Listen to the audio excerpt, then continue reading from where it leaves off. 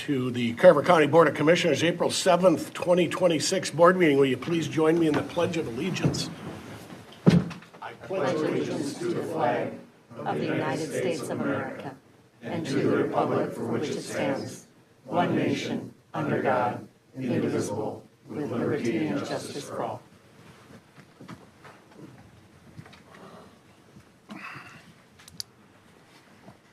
Thank you. All right, public comments. Anybody in the room who would like to make some public comments about something that's not already on our agenda? Seeing none, let's move on to the agenda review and adoption. Move approval, Mr. Chair. Second. Motion by Uterman and a second by Lynch to approve the agenda. Hearing no other discussion, all those in favor say aye. Aye. Those opposed, motion passes. Okay, approval of the March 17th, 2026 minutes. So moved. Second. Okay, got a motion by Anderson and a second by Fahey to approve the March 17th, 2026 minutes. Hearing no other discussion. Oh, A couple of things. 2.14, just a question, Dave, probably you know this better than anybody. Watertown Township is asked for preparation for the 2050 comp plan stuff. Are we going to see a bunch of these from townships that could be batched, or is this going to be, are we going to see a barrage of one-offs? We'll try and coordinate, Mr. Chair, Commissioner Uterman, but we want to keep their processes rolling too. Yeah, I know that was solar based. I haven't been through this one before. Most people have been. I don't think there's going to be many like that. Okay. Commissioner Fahey. No, we was very talked about it minded. at the Planning Commission, and this is for their 2040 chapter amendment. Right. Yeah, so it's now not that, Yeah. or more urgent now. I don't think there's anything any more like this coming. I was speaking more of other input on the longer range. Yeah, plan. okay. The And 2050. Yep. then 2.12 is about the fuel island. Commissioner Urban? Wait, why are we talking about consent We have a agenda? motion for the minutes. That's- Sorry, I was talking about consent. I jumped ahead. I apologize. Right, that's not where Yeah, we're I got a couple more items for that. So let's get, I do have a motion and no more discussion on the, to approve the minutes. So all those in favor say aye. Aye. Aye. Those opposed, motion passes. Community announcements. Commissioner Fahey. Mr. Chair, thank you. In celebration of Earth Day, which is April 22nd, East Union Church at Carver, they're hosting a talk about microplastics in the environment. So the talk is on Sunday, April 19th at 10 a.m. in the Parish Center following their 9 a.m. worship. They have a speaker, a tenured professor who's going to be talking about her research and her published papers on the subject. So you're welcome to stop in at the church on County Road 40 in Carver. And then also on April 19th, Carver on the Minnesota presents another installment of Carver Stories. They have oral histories, a public screening series featuring professional recorded interviews with community members sharing memories of historic life in Carver. So that screening is taking place on Sunday, April 19th from 5 to 7 at the Carver City Hall. That's all I have, Mr. Chair. Any word about any famous people being baptized in Carver? Possibly? Not yet. I don't know if the Workman name has Oh, okay. come up. Mr. Uterman. A handful of things. Congratulations to the Chaska Boys State Basketball Championship. I guess it was a great game. I was not there to see it, but I heard it was packed and full of community. And I think 4 of the 5 starters come back for next year. So that's inspiring and good. And I think that there's been a lot of success on the hardwood. And then off the hardwood, too, I know that there's a bunch of organizations and other participants in things, sports and non-sports at the high schools that are worth note. Saw on my feed this morning that the CEO of Ridgeview is retiring, 10 years as the CEO. I believe the CFO is plans to step down too after 6 years there. And to know Michael is to know he's a community guy. It makes time to walk around, talk to the staff, get their ideas, integrate their ideas, paints vision for the future, and a lot of partnerships recently with Alina, and he's navigated COVID and all kinds of things. I know we have tight partnership. I see Dr. Richard in the audience too, like tight partnership with our public health, and we've enjoyed working with Michael and his team. I hope that he continues to bring his leadership to other things across the county. Today, I think most of us, if not all of us, will be at the groundbreaking for the Highway 5 expansion. Senator Klobuchar will be in town, Congressman Emmer will be there, the staff, thousands and thousands of hours put into that. I think that at one time they said Highway 5 expansion was potentially going to be impossible, and the barriers that have been overcome, so you'll hear a lot more comments on that. We'll have that off of Highway 5 at 2 o'clock. Anybody's welcome to come see that.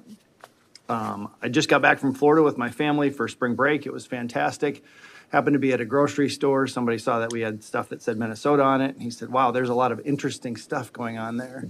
And so I used that as an opportunity to tell him about Carver County and some of the great things that we've got going on here. But he followed that with comments. Says, isn't it really expensive to live there?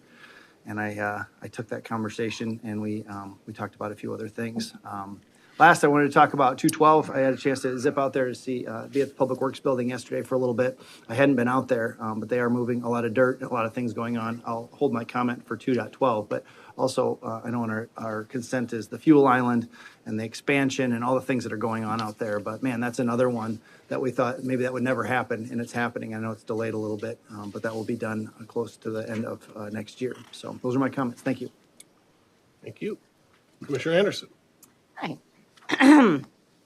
I was at the Chaska boys basketball championship game, and it was an electric experience, and I was grateful to be there. We were a little concerned since it was the beginning of spring break. Will there be a crowd? And we did not disappoint. There was a crowd. I think the thing that I was most impressed by was what a team effort that was.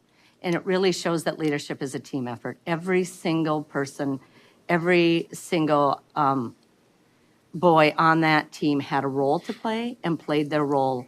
And you could just see the point spread was spread amongst a number of different teammates. So I was grateful to be there. I also had an opportunity to be at the AMC Leadership Conference, which is a great opportunity to kind of seek the wisdom of other commissioners across the state. I was chosen to participate, and we got to dive a little bit deeper on something that we're working on here, so I was grateful for that.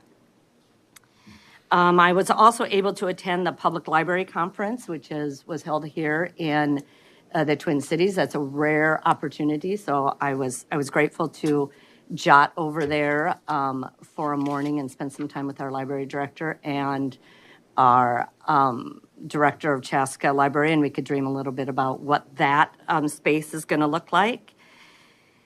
I want to have several announcements. I want to remind everyone that the CAP Agency Gala is this Thursday if you want to attend. I also want to let people know that Chanhassen Rotary is seeking nominations for its annual Distinguished Service Award. This tribute honors a Chanhassen citizen volunteer who displays Rotary principles of service above self while performing exceptional community service duties. This has to be a resident of Chanhassen, and the volunteer impact may include community, state, national, international service levels involving service beyond their normal occupation. This is due by April 17th, so if anyone knows someone, that would be great. I also did want to give a shout out to Jeff Brzezinski, who is working to save St. Hubert's, that great historic church. And two announcements. The FRC, just a teaser, is having a family night on April 30th. And there's also a mental health class happening on May 7th. So I just want to give you a teaser on that. I'll share more about that. And I apologize for going on, Chair Workman, but if you could indulge me for just one more minute. I do want to acknowledge that the United States is in an active war. And regardless of whether you agree with this war or the administration, I do hope we can all come together to support our troops. These dedicated men and women show up for America every day and follow orders regardless of their feelings toward the mission or administration. I hope you notice that I'm wearing red today. Red in the military community stands for Remember Everyone Deployed. Military families with loved ones deployed have a tradition of wearing red on Fridays. I'm going to resurrect this tradition, not because either of my boys are deployed, to be clear, but because somebody's child is deployed, somebody's husband, somebody's father. And I never want to forget the dedication of our military so that we can enjoy our freedom. So please join me in supporting our troops to wear red on Fridays to remember everyone deployed until they all come home. Thank you. Well said. Commissioner Lynch. Though Easter's over, hope everyone had a wonderful Easter celebration. I know everyone doesn't always celebrate Easter, but then hopefully you can get together with family and friends and have a wonderful celebration.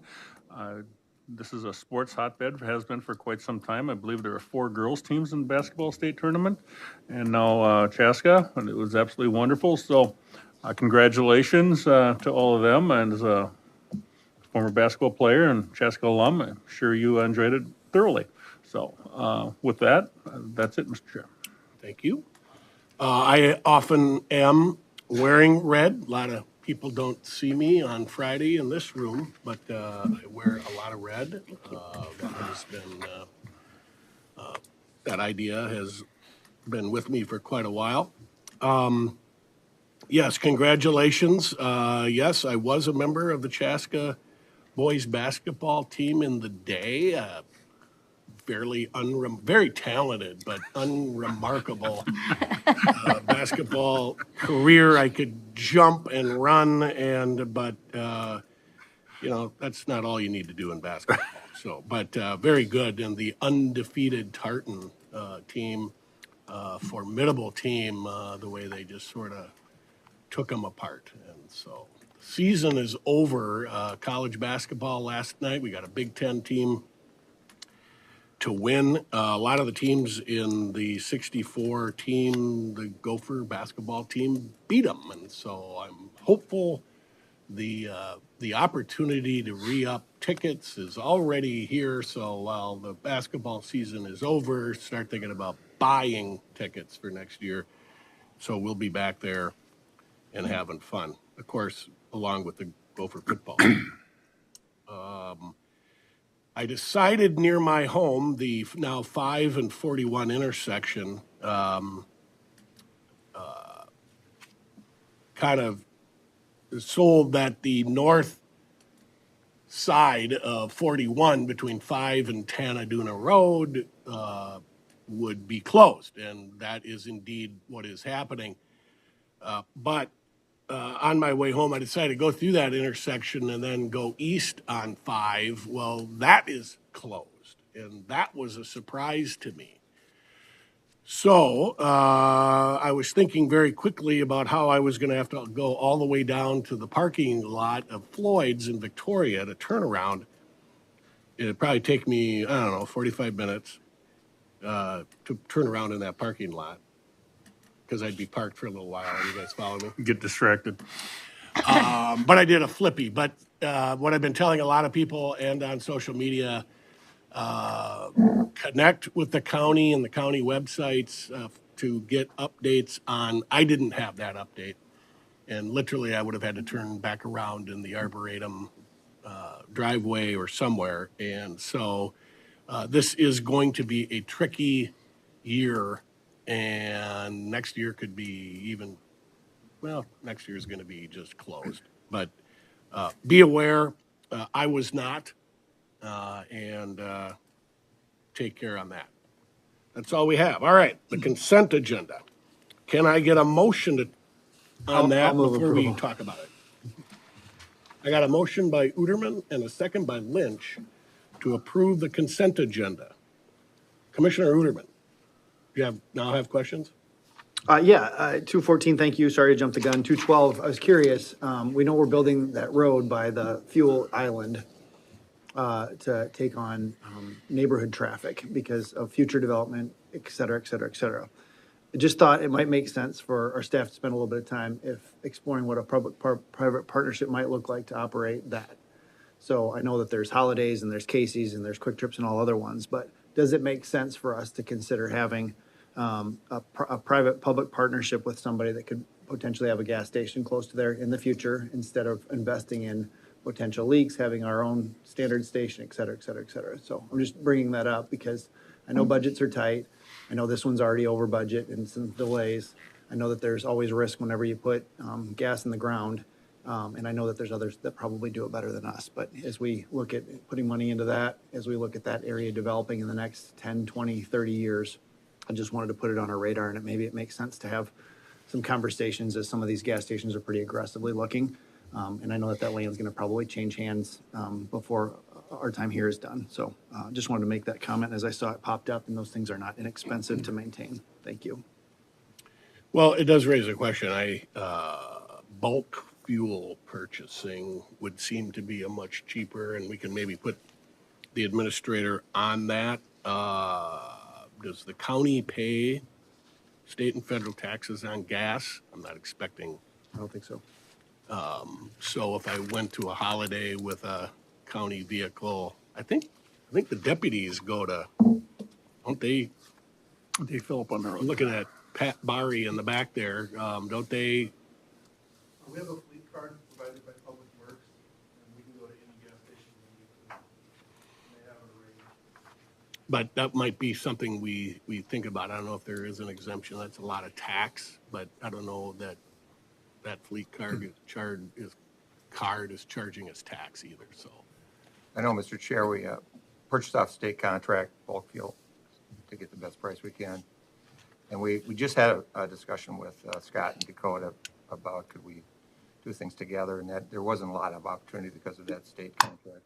I don't think we pay taxes. We could double check that though. Okay. I think we're definitely vetted this issue pretty well and are being as efficient as we can. I don't think the savings on the gas. I think the savings on the operational cost, the tank, potential leaks, risks, et cetera. And if we can shift that to the folks that know how to do that and do that regularly, it just might be worth a discussion, especially knowing that budgets are going to be tight, especially the next 3 years.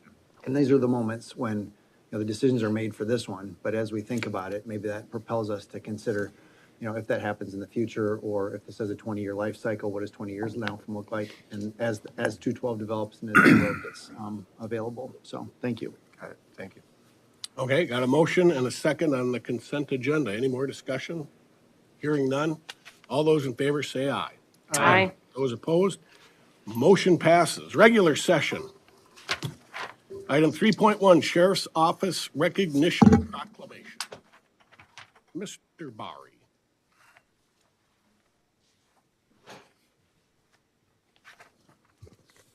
Good morning, Honorable Commission. Thank you for allowing me to be here today. We have 5 proclamations, and normally the chair would read them from start to finish, but we don't have to go through all of that. We did chat prior, of course, that he would be reading them. So I will just go through each one briefly if that's okay. The first one is from April 12th through the 18th, which is National Public Safety Telecommunications Week. That's for our 911 dispatchers. These men and women are dedicated professionals that are available and answer the phone calls 24/7, 365 days a year. They like to say their motto is, "We tell the police and fire where to go." So I can say this about our dispatchers. They're all standing professionals, and if you ever want to see a master class in what it means to be able to multitask, you'll sit down and dispatch when they're busy. It's incredible the work that they do. The second proclamation is for April 22nd, which is the National Administration Professionals Day.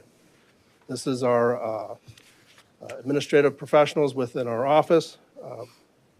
They're the ones that make sure that the data, the paperwork, the reports get to where it needs to go each and every day, and it's done correctly. I don't know how they manage it, but they make us look good.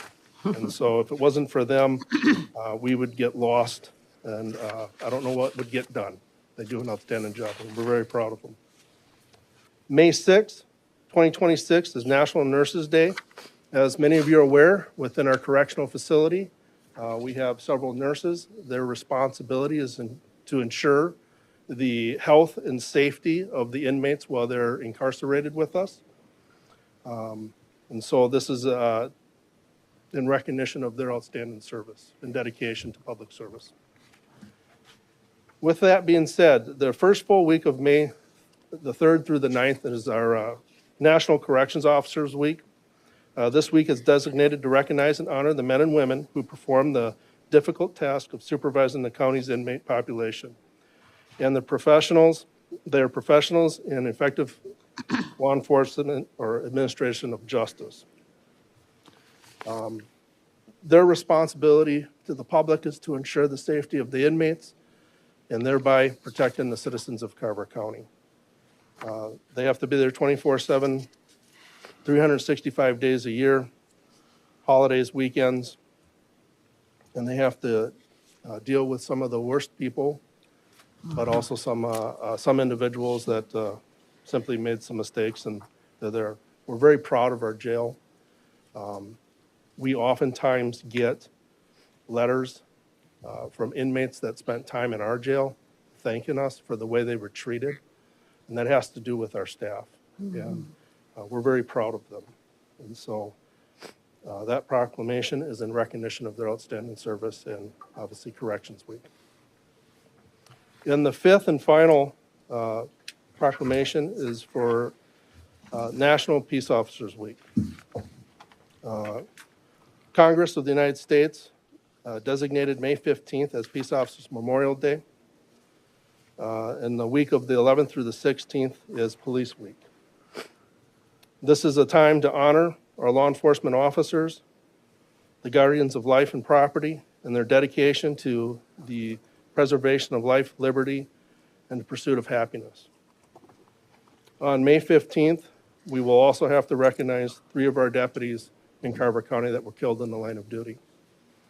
Deputy Ronald Kalkus, Deputy Richard Laura, and Deputy Ronald Raymond gave their lives for the citizens of Carver County. We make a promise to law enforcement officers that if they should give the ultimate sacrifice, we will never forget them. And this is part of that promise. And so the action that I request from the board is to approve and authorize the 5 proclamations, if you would. So moved, Mr. Chair. Second. Okay, I got a motion by Lynch and a second by Uterman. Any further discussion? Thank you for being here. Also, we'll see it at another time, but we also claim Deputy of the Year in Carver County. We do. A gal that works for our team in the state, and we haven't had a chance to bring her in. I think it'd be great to have her, get her recognized. We do great work, and I hear it is often from our peers in other counties, so thank you. If I could, Mr. Chair. Commissioner Lynch. You mentioned the telecommuters, how they multitask. Actually, we were down there several years ago and the death call came in. They were very calm and handled it very, very well. I was very, very impressed. The Administrative Professionals Day, and you said they make yourself look good. We have the same thing here, and she does a wonderful job making us look good, as difficult as that can be.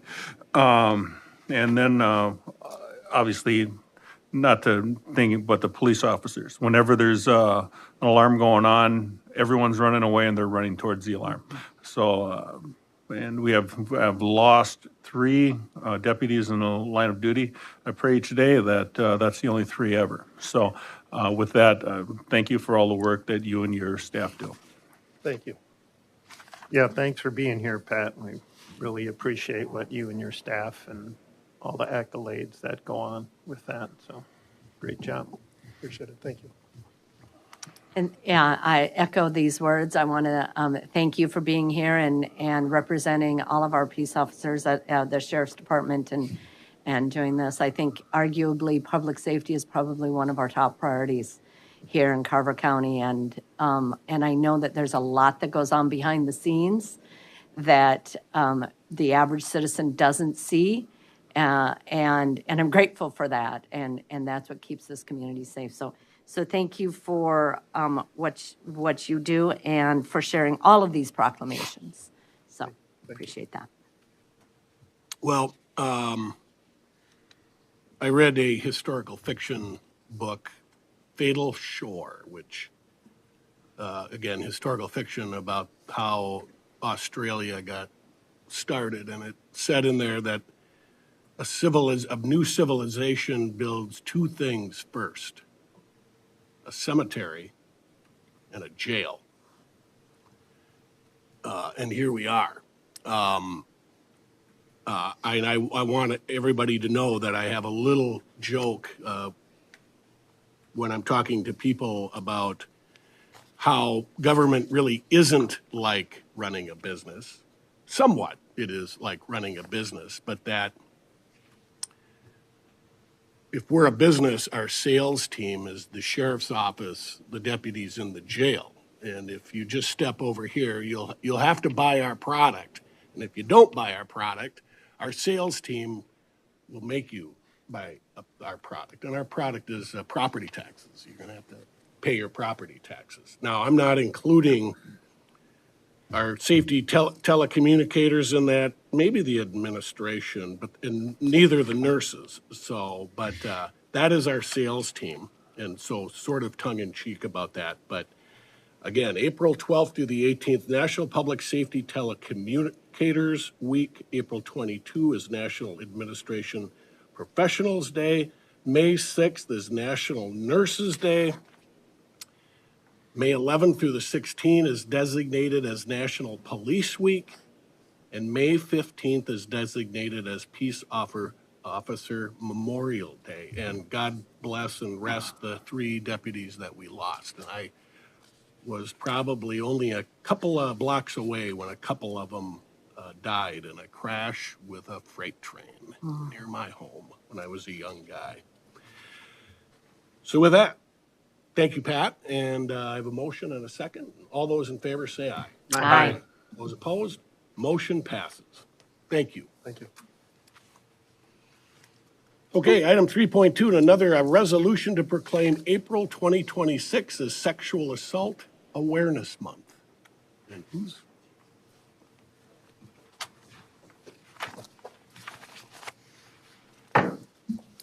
Good Welcome. morning. Good morning. Oh, and so my name is Kenosha Alexander. I'm the executive director for the Sexual Violence Center, based in Minneapolis, but we also have an office in Savage, Minnesota as well. We provide services to Carver, Hennepin, and Scott counties. Those services are free services to the community. They include supportive services like counseling, medical advocacy, where we respond to Chaska 212 anytime a victim or survivor has a forensic exam. We're there on site to kind of explain the process, but also to help them on their healing journey. We offer support group services.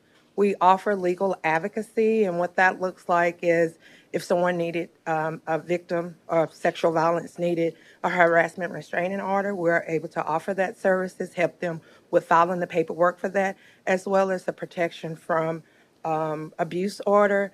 In addition to that, we provide court accompaniment if a case gets to court. Sometimes it can be challenging to do that. We also have, we facilitate one of the longest running multidisciplinary teams here in Carver County. It is one of the first teams in our state. And so that is made up of system partners. And so just wanted to take the opportunity to bring awareness about Sexual Assault Awareness Month.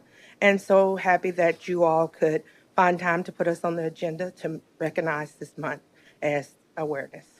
Thank you very much. Are you going to read the proclamation? Should I? I can.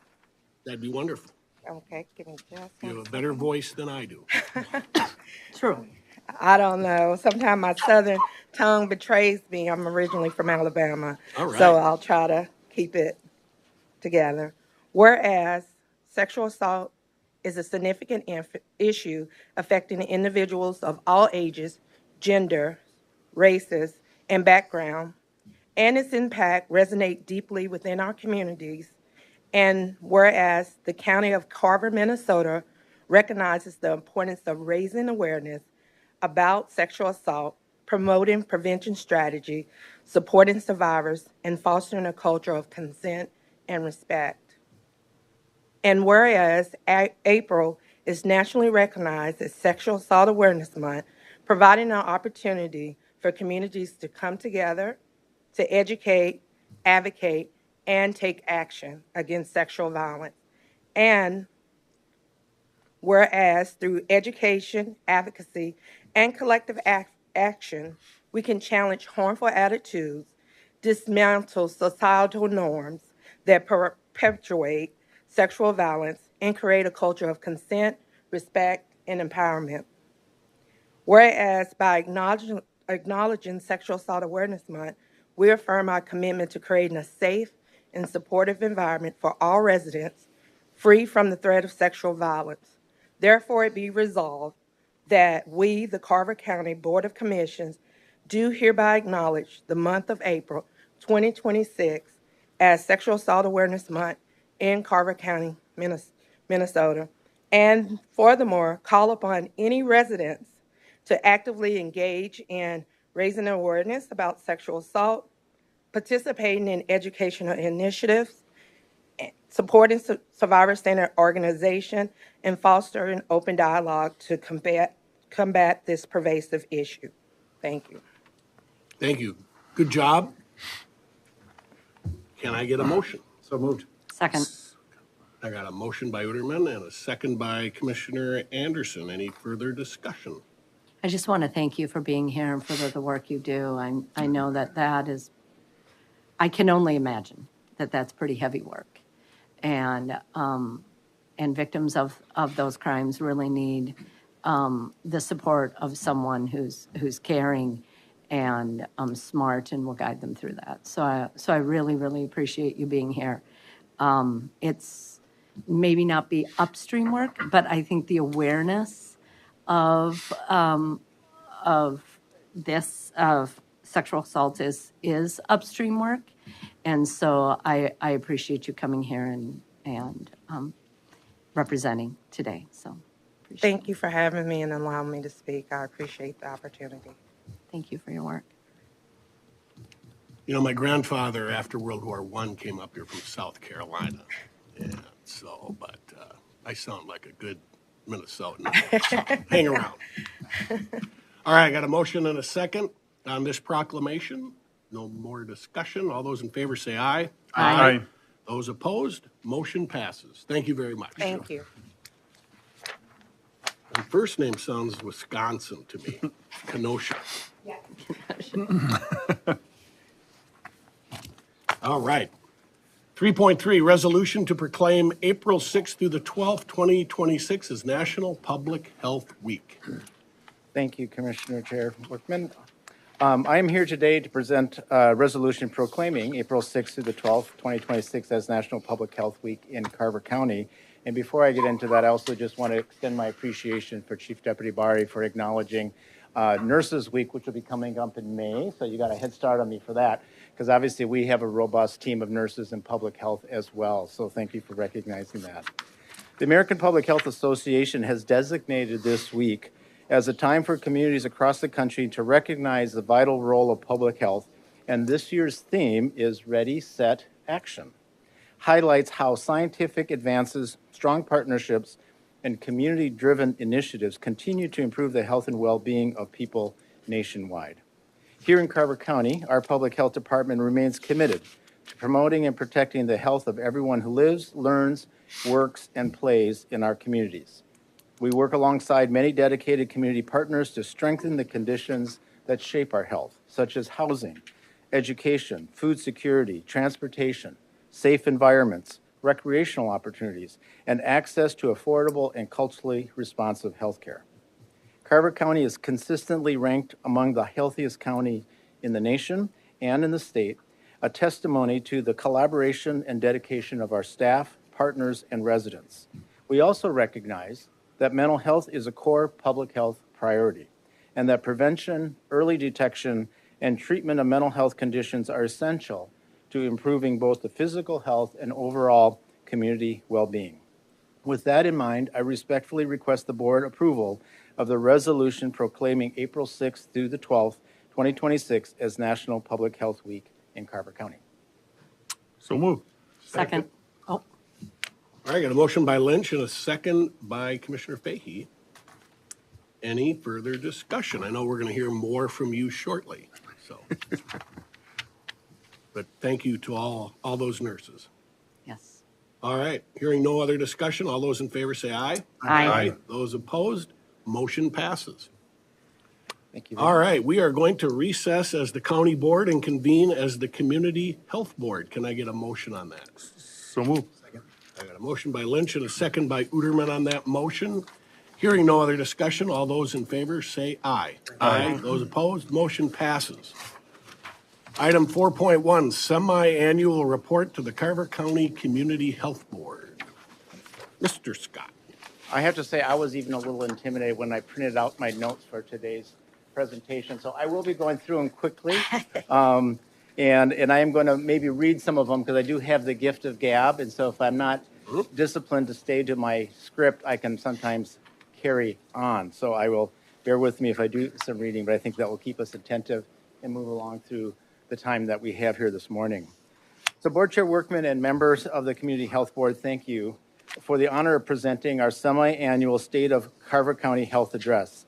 It is especially meaningful to share this update during Public Health Week, a time when communities across the nation recognize the essential role of public health in creating the conditions for people to thrive.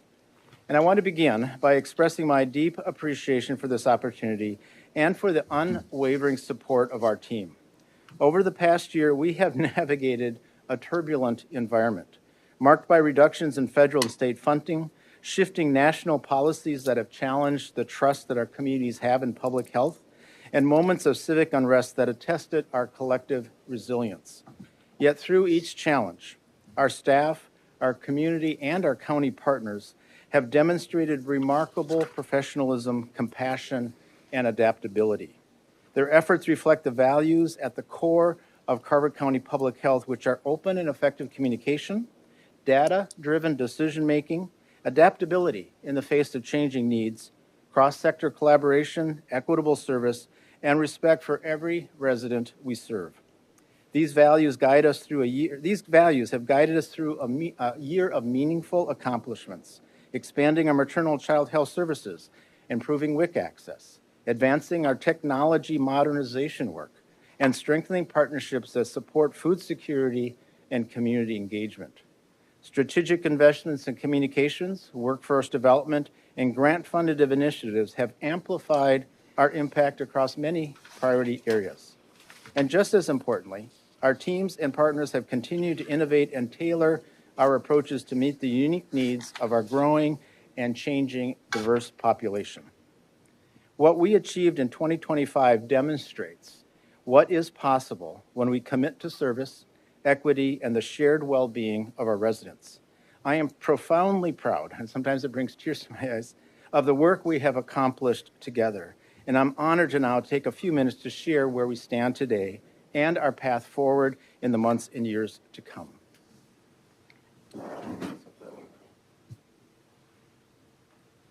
Advance. Should I just push the button?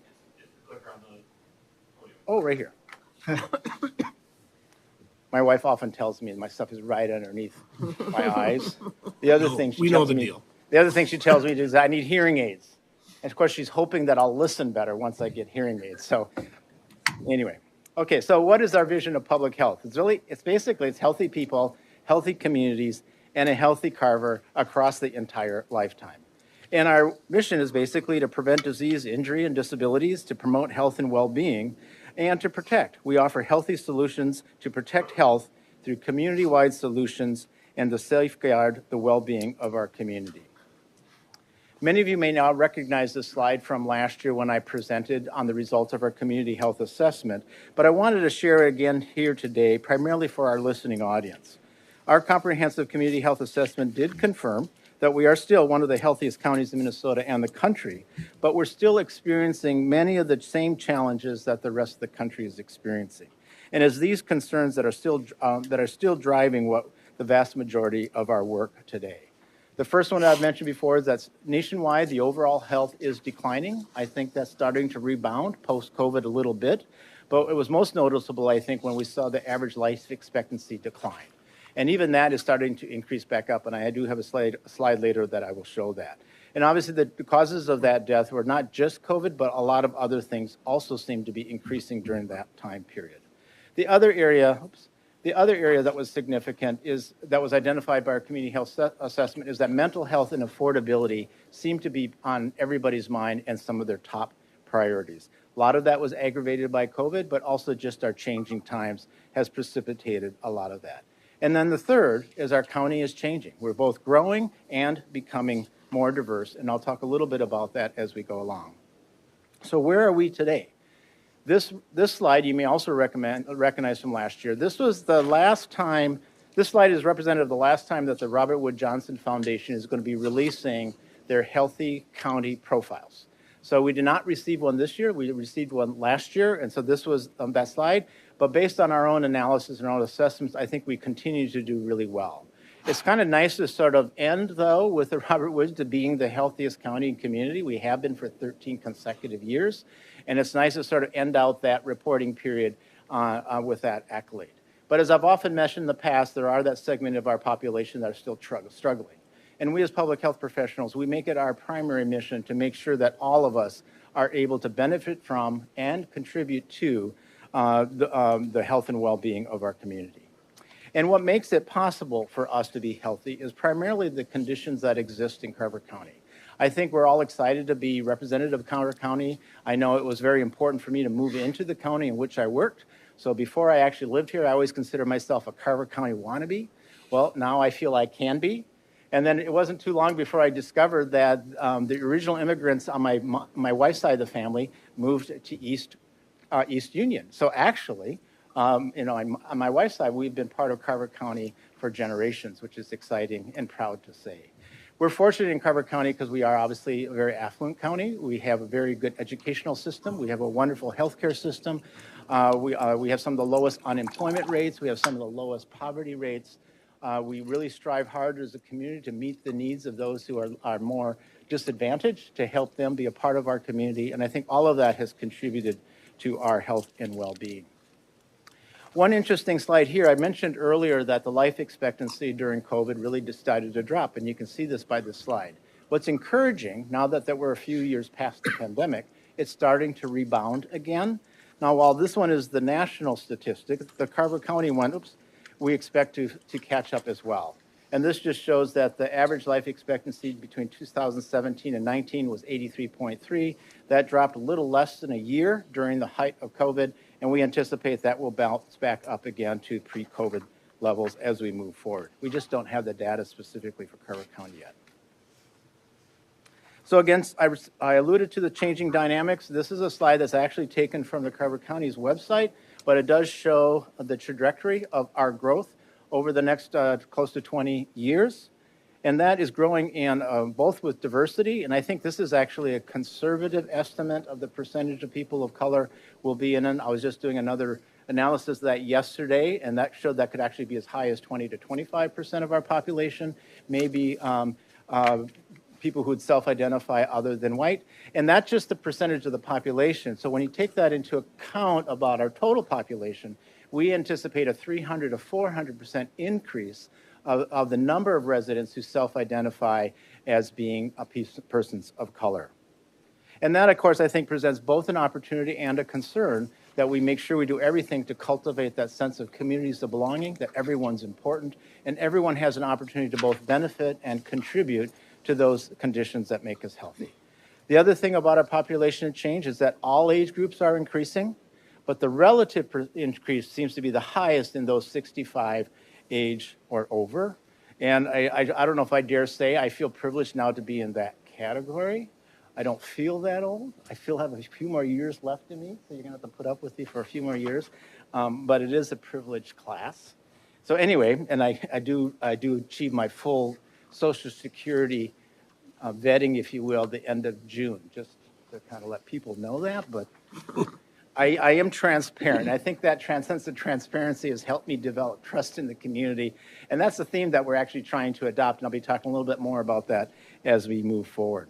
So what are some of the current health issues confronting Carver County today? Well, first of all, we can say that the flu season is waning. At least that's what the stats say. Some of us may be experiencing symptoms that might be similar to the flu, but that's the common cold. And as you can see from the gray trend line, that might be actually on the way up. But all of the other viruses and colds that we experience are finally on the way down, and that's a good thing. The areas that we have to be concerned about moving into spring and summer are often associated with vector-borne diseases, so that's mosquitoes and ticks. So what do you call those? The national bird mosquito, and ticks is sort of the plague that we have to confront with that, and so that is a concern. I have another slide, I'll talk a little bit more about that. Foodborne illnesses, often associated with picnics and partying and other issues that come with summer, and also just the warmer weather, people not always doing the proper refrigeration.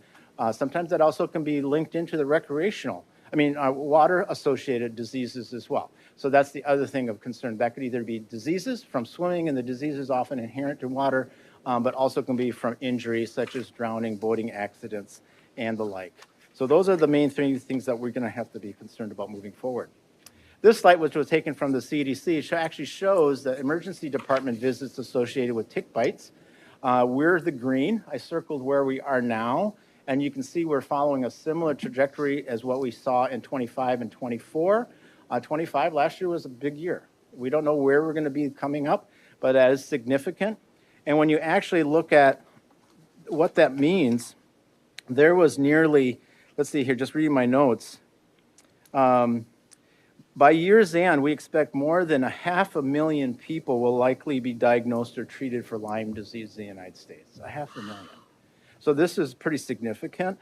And when you look at how many, 13 people per 100,000 people might end up in the hospital associated with this disease. So it is a concern, and there's a growing concern, and there's even, as we start getting a little warmer, we might expect even more mosquito-borne diseases to start migrating up here more the northern part of the country. Some other just statistical facts. This is just a confirmation that our concern with COVID, while it's not totally out of the woods, it has significantly decreased over the last couple of years. They're looking at a new virus. They don't think that that new variant, but they don't think that that's going to be as significant. So they're not too concerned about that yet, but this is a positive direction. The other areas of concern for the Carver County residents, again, are a whole variety. Here you can see what the percentages of people in Carver County experience as far as their chronic diseases. And this is from the 2024 data. Causes of death are kind of remain what they have been for a long time. COVID sort of was kind of up there during the peak of that pandemic, but cancer and heart disease still continue to be the main concern for causes of death here in Carver County. And that's pretty the same statewide and nationally. Other areas of concern are drug and alcohol and other substance uses. These stats are Carver County admissions. Statewide, there definitely does seem to be a trend of increasing across the state. Some earlier evidence suggests that we might have hope. Things might be stabilizing, going the other direction. We obviously have more variability in Carver County because we're smaller populations, our numbers are smaller, so that you get a little bit more statistical variation. I was excited to see the downward trend there, but this is from 2023, so I haven't got 24, 25 yet for this. And then these are just admissions, again, by drug type, not alcohol. Right now, methamphetamine is still the leading cause of drug treatment for residents in Carver County. So what are we doing about all of this to improve the health of residents? Well, a lot. And of course, we don't do it alone. We rely on an excellent healthcare system in the county, both our hospital as well as our clinics and other health support services. But one thing that we continue to strive to do is to provide a robust immunization program in here in Carver County. We're continuing to provide that as a high priority, where many other local public health agencies are deferring that maybe to the clinics or other places. We continue to make that a priority. And that's especially concerned when people are getting some mixed messages about the value of vaccinations. And so that's the area where we want to be transparent and honest about what we know and what we don't know, as we help people make those decisions about what they think is best for themselves or best for their children. But we've served over 215 clients. We provided 656 vaccines, and that made a significant difference. Our vaccine rate has dropped a little bit post-COVID because of that concern, but I think we're beginning to do better than the state average on all of our areas of vaccine, and that's important. We're fortunate not to have had a measles outbreak in Carver County, and I think a lot of that has been done to our outreach, especially to our high-risk communities, but that's something that's always on our mind. And then we've been involved also in helping the state with contact tracing and investigations as well. Here's that Minnesota vaccine rates. These are for the full series. Obviously, the rates are going to be variable for each individual vaccine, and we're slightly better, not a whole lot, but slightly better than the Minnesota average in all of those areas, including adult flu. Some of the areas that we have done to prevent chronic disease as well as promote safety activities are quite varied and pretty extensive, and this is where we work very closely with our community partners. The first one listed there is food access. That was of real concern last fall when a lot of the funding for SNAP and other food support programs was threatened. We reached out to our community. The community stood up to the plate, and we worked really well together to respond to that need. When you just look at some of the statistics involved in that, the 2025 final report, we coordinated with programs with 25 providers, including but not limited to A Better Society, Bountiful Basket, Central Public Schools, City of Watertown, Eastern Carver County Schools, Gather and Grow, Mikasa, Southwest Carver County Food Shelf, and others. We mobilized over 120 volunteers, representing well over 1,200 hours. We served almost 1,500 families, and we distributed over 400,000 pounds of food. The number of visits and encounters was over 10,000, and I already referenced how many partners we worked. And that was amazing. You know, we have a staff of about 20 public health people, but we use that to leverage our partnerships with the community. We also work with our internal partnerships from income support and others to really, how can we respond to the needs of our community? And I think we can be very proud of that work. We didn't need to rely on additional levy support for that. Other counties went there right away. We said maybe in an emergency we'll come back and ask the board, but we think our community is willing to step up, and they did. It was very, very exciting to see that commitment, and that has sound the foundation for future partnerships going forward. So I think it's really exciting about how we continue to cultivate our communities of belonging. The other area is state health improvement. We had leveraged. Excuse me one Yes. second there, Commissioner Uterman. Dr. Scott, I Yeah. appreciate the statistics. I'm curious if we have any access to data that shows how many people we've helped move from poverty or a place of need out of that. I am not in a position to quote that specifically, but I know during the COVID period, we were essentially zero functional homeless. We were able to know of and or be planning for housing solutions for everyone that we knew about during that time. And we continue to be very close to that as we move forward. We obviously still maintain a list on our coordinated entry, but I think we have a very robust response. The board has been very generous in supporting that initiative, both across the whole prevention spectrum, preventing evictions, as well as how do we help people find housing so they can get back on their feet. But I can surely look into that. I know one of my colleagues, Jen Romero, probably has that off the top of her head. Yeah, and I'm just talking about housing. 3.6% of families in the county had used food access services. That's a good number, and it's probably one of the lowest ones in the state. So I think that Gather and Grow and Bountiful do a fantastic job. What I don't know is how many people come into a place of need, and we know some people with food access, it's not a place of need, it's a place of convenience. We know some people will stay there forever, but we know that there's a lot of movement too. They come in for a month or two and they bounce out. They come in for 6 months at a hard time patch in time and they move out. I think we do a phenomenal job, I just don't have the statistics, of saying, let's get somebody in, stabilized, and then out, and then help what's next. And so if we have access to any data that shows those results of movement out of a place of impoverishedness, I think that would be helpful as we make more decisions. I'll definitely look into that. Thank you. Commissioner, Thank you. Get back to you. I think what is exciting, a lot of the anecdotal comments that we're hearing from residents who have utilized our services, the manner in which we have provided those services, not only in helping in concrete ways, but the way that we restored their dignity. Many of them are coming back now and paying it forward through their volunteer donations and helping out in those very same programs that they were recipients of. And so a lot of those volunteers that I mentioned, many of them were direct recipients of that care earlier and now want to be a part of the community to give back. That, I think, is amazing. So they're also then contributing to the well-being of our community. Thank you. Yep. Yeah. And then some of this, I was just going to mention with the SHIP program, the State Health Improvement Partnership, we tried to bring the funding that we received the state for that right back into the community, and we were able to support our community partners to a tune of over $200,000, helping them leverage that money to help their businesses, schools, and other communities take steps to keep their staff, their students, or other participants of their programs healthier. So from a dollar for dollar point of view, it's been a very good investment. Because I think for every dollar we invest, our partners give back at least 1 to 2. They're required to do 10%, but when you really do the math, it's more like 10 times that amount that they contribute in order to make their employees, students, or participants healthier. So that's a real positive, and other statistics are listed there.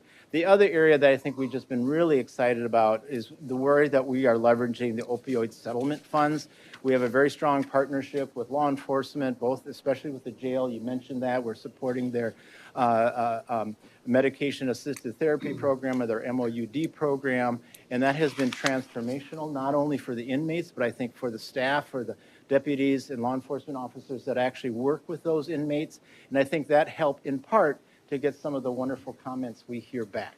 And what amazing to know that here, what you would think would be a really difficult time, which it is, but the way that we provide help and support help them get back on their feet, and they're less apt to recidivate going down the road. And so that is really powerful. And again, the opioid settlement was primarily to support proof of concept programs to help fill in pockets of grants, pockets of service. It's not a huge amount of money, but we've been able to use this to leverage collaboration, co-op, and other funding sources to make a bigger difference. And we hope to be able to come back to do a more thorough presentation at a work session or something about the impact of that program. We will be co-presenting at the statewide annual opioid settlement strategy meeting summit that's coming up here next month in May. And we're going to be partnering with Cass County, and we are going to be showcasing our MOUD program at that statewide conference. So we're excited about that. A couple of other areas that we work on is public health nuisances. So we really work, and again, we take a comprehensive approach. We work with our behavioral health team. We help sure that the residents that are struggling with the public health nuisances get the other support they need so that we're not back in their home a year or so later, helping with that, but also to help deal with some of the other issues that may have contributed to why they were having a struggle keeping their homes safe. Other areas, child and family health, our home visiting programs has increased. We have provided almost 500 calls for information and referral when people calling, not knowing what to do, where to go for help. So that has been a big area.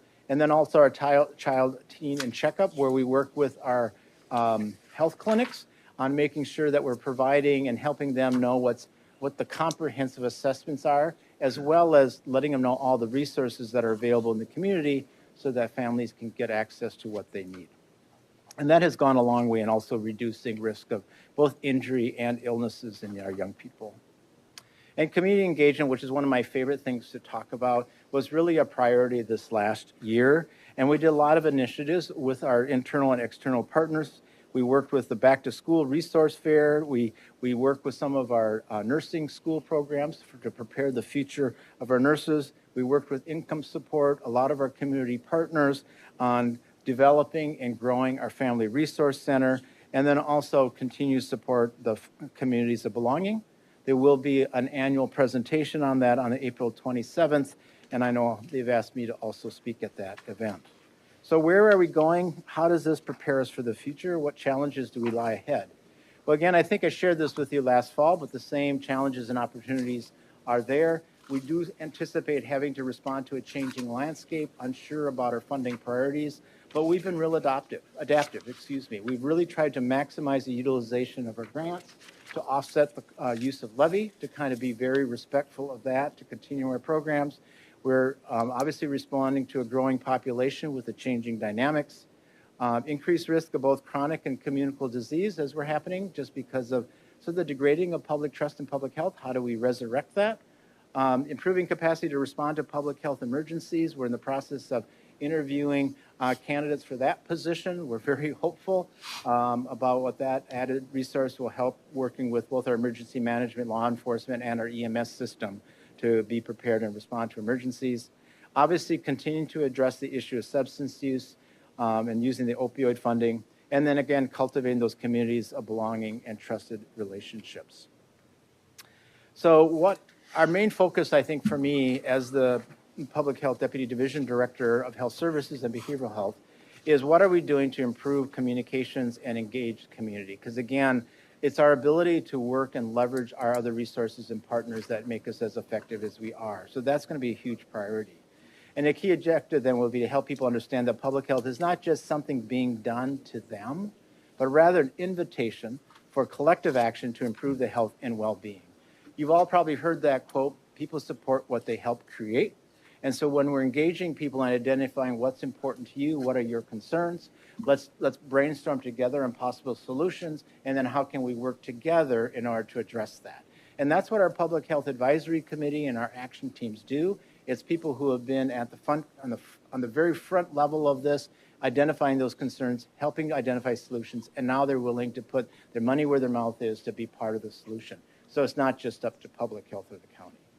Public health is a community empowerment, developing relationships, as I mentioned, and we continue to build upon our current social media, newsletters, and in-person advisory teams and community events. And one of the other things we're really excited about is that we're partnering with our communication team to launch a series of videos that people, about 2 to 3 minute videos, that basically talk about what is public health, what do we do it, why is it important? And we're hoping that we'll be able to showcase one of those today, and then that will finish up my presentation.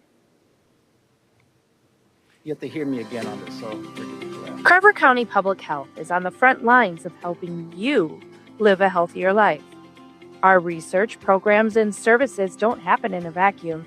As our community's economy, population, and politics change, so must public health. That's why we conduct a community health assessment every 5 years. It's not just about the numbers, it's about understanding the conditions that shape health, like housing, transportation, and mental well-being.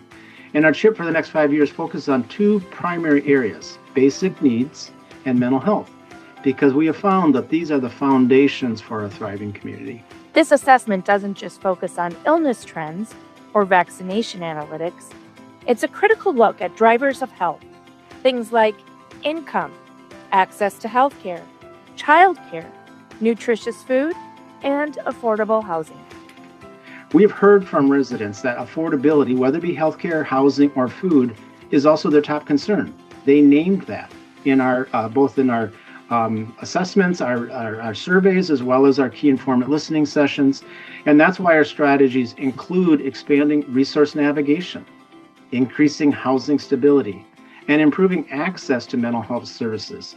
And we feel these steps will not only help reduce barriers, but they'll create an opportunity then for all of us to be as healthy as we can be.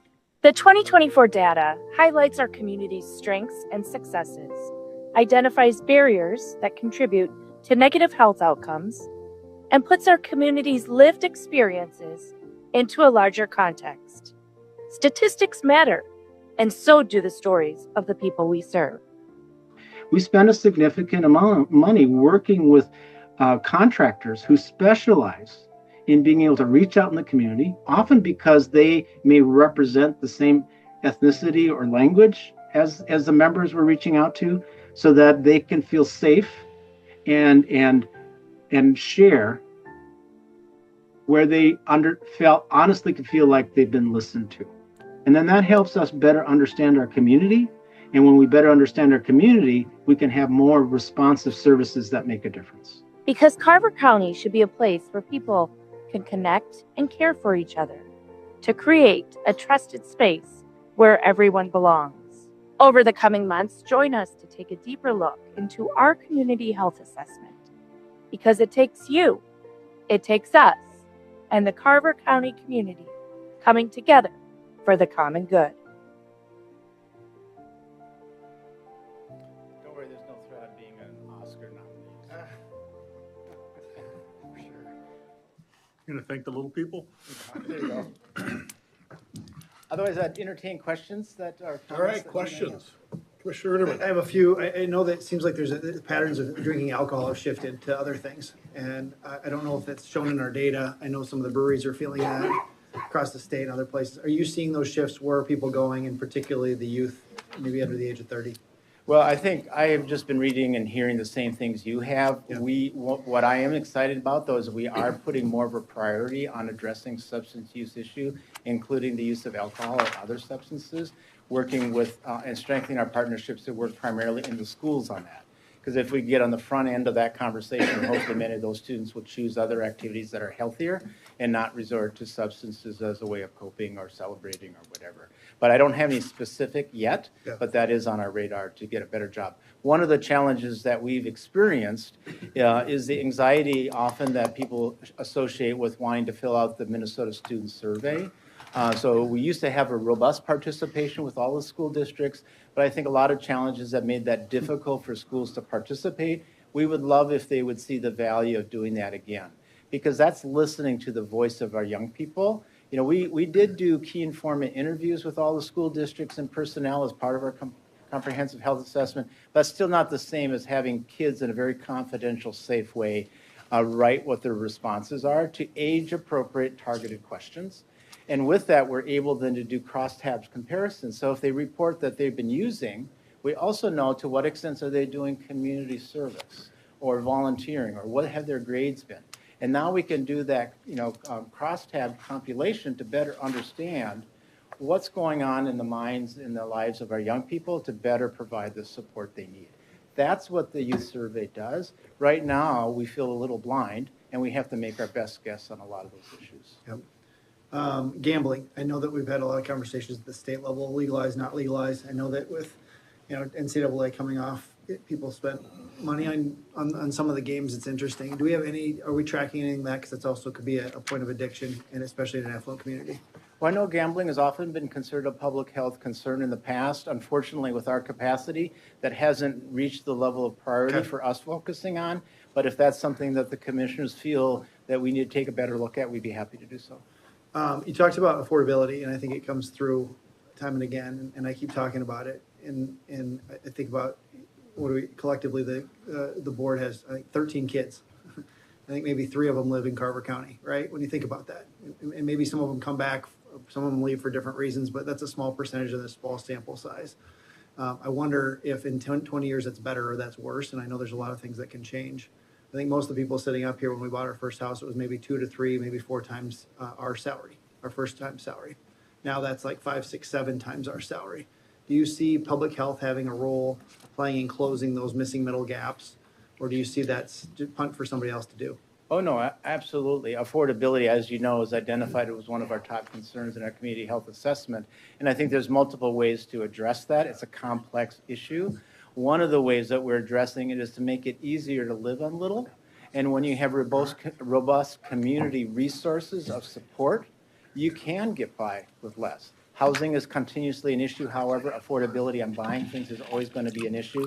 And that's why it's important to make sure, one, our kids are fully educated, so they have an opportunity for gainful employment. They have access to the resources they do. And then we provide those connection points. Because, I mean, sometimes it's not a lack of resources, but it's a lack of knowing how to access those resources. So those are part of that equation. But obviously, continually advocate for affordable housing would be an issue.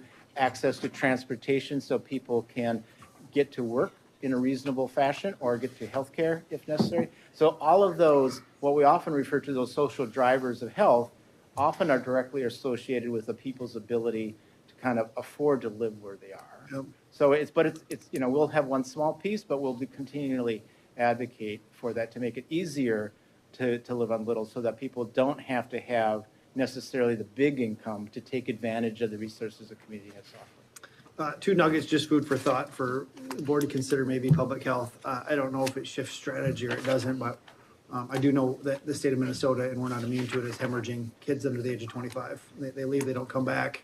That's a challenge for the state, and it's a challenge for us. And so I think that if we were to bring our partners together and maybe have a robust plan that compete for kids in Carver County, I think it would behoove us. I've often said that if you're 20 minutes away from an airport with an internet connection, you can live anywhere. And so we see that in our schools. Even as a growth community, we're not seeing rapid growth projections for our schools. That's concerning. As a growth community, I can only imagine what the rest of the state looks like. We see school closures regularly. And if we don't compete for those kids now, we also see that we're competing against like communities, Woodbury, Egan, Eden Prairie, Edina, et cetera, et cetera, et cetera. I think we're well positioned. We don't always tell our story. So I think the video maybe is a baby step in the way of telling that story. But maybe there's a chance for us to band together with public health to say, how do we compete for those kids? The other thing is you made a point, and I think last time and again this time, of the value of community service. And again, I think it's probably the fact that we're humble Minnesotans, that we don't brag a lot, but I think that we are doing a lot of community service within our organization and within our county. And maybe there's an opportunity for us to have a commissioner challenge that says, what would it look like if we, as an organization of 750 people, or we as a county of 112,000 people, tallied it, tracked it, encouraged it, put incentive out for that? Because I do think that when you're invested in your community and volunteerism, the aging population and the non-aging population, we see a huge amount of value. And so maybe that's a conversation too when we're talking labor negotiations or whatever. I'd imagine that on average, we're getting at least 100 community service hours donated within our own organization. If you add that up, the multiplication and a friendly competition to pull that out and grab some of those stories might behoove us. I know everybody on here probably puts in well over 100 hours of community service, going out and serving and volunteering and showing up. And so it might be fun to have us elevate what community service can mean by having maybe a friendly competition led maybe by us. So thanks for being here. Thanks for the work that you do. And Chair Workman, would you be willing to indulge me just in a quick response to Certainly. Commissioner Uderman on that? Thank you for bringing up the value of community service, and that goes across the whole continuum, not just among us who have the ability and resources and time to contribute, and I think that is of huge value, and we show the impact of that. But incorporating that need for contribution in all the services we provide to our most vulnerable population. I think some of you have heard my story when I worked at the co-op, now Southwest Metro. It wasn't until we involved our students, our at-risk students, in identifying the problem, brainstorming solutions, and then putting them to work and actually solving that so they realize that they are of value in making a difference. That was the transformative aspect in their lives to have hope for the future. And I discovered from one of my mentors is that we're hardwired for three things: connection, competency, and contribution. We often forget the importance, the critical importance of giving people an opportunity for contribution. That is often what's transformative. So when the homeless person who becomes served now wants to volunteer on every nonprofit organization, I know someone I'm speaking of, because of her thankfulness, now she feels that she has something to contribute. And that is a good investment in all of our people at the residence. So thank you for bringing that up, and that is something we definitely have to have a major part in all we do. Thank you. Okay, Anderson? Thank you, Chair Workman. And thank you, Dr. Scott, for being here. I think when I look at all we do in public health, the question that's roaming around my brain is, how are we measuring our work? And I think in government, we are at risk of doing a lot of activities, but always not necessarily seeing the fruit of that labor. And so I would really, so my question is, and you may not have the answer, but what are the key metrics for measuring the work we're doing in public health, and what is the return on investment for our community? I could do a whole day's lecture on that. Needless to say, we are going to be resurrecting our annual report, our annual plan that is specifically going to be referencing some of our programmatic metrics. Yeah. But I think Commissioner Uderman will appreciate, because I remember you asking me, so what difference are we making as far as the healthy food choices when we're reaching out to those who are in food insecure? We ask that question now. Yep, good. And now the vast majority, over 80% of them said they're eating more fruits and vegetables, they're eating healthier, and they feel better. So those are direct outcomes, as well as keeping track of the outputs of what we measure. But that is something that's a high priority for us. And I'd love to come back and present to the Commissioner Board more specifically, or what are we doing to measure our metrics. That will allow us to do a better, more quantitative and qualitative ability to do quality improvement, is when we have those benchmarks that we can compare. Good question. Thank you. And I appreciate that, because I think we really need to be careful as government. I mean, Commissioner Uderman talks about the rising cost of government. I think we need to make sure that we're putting our effort in areas that will really make a difference. And we can't be all things to all people, but what are those areas that are uniquely our role as public health, our role as government, and how can we really make a difference? So I would love to see that. I know you come here semi-annually, and so maybe the next the next presentation can really be on what are those metrics. And not just lagging metrics, because I think we often measure things that are easy to do, but a leading metric, like what you just mentioned with eating fruits and vegetables and how that helps. And that, I know that's a little more challenging to measure, but let's look at those leading metrics that really help impact public health. And I also think we need to ask ourselves the hard questions about what are we doing that we shouldn't be doing. If we're going to focus on the areas that make a difference, then we need to eliminate things that don't make a difference. And not that they don't make a difference, but are not enough of a difference. So I think that those are things that we really need to kind of think about kind of moving forward. Thank you.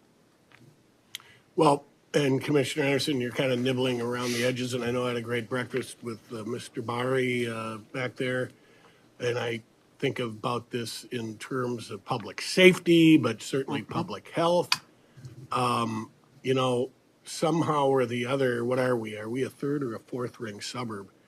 You'd think that by the time you get out here, and I think, again, we're the healthiest, happiest, wealthiest, most educated county in the state of Minnesota.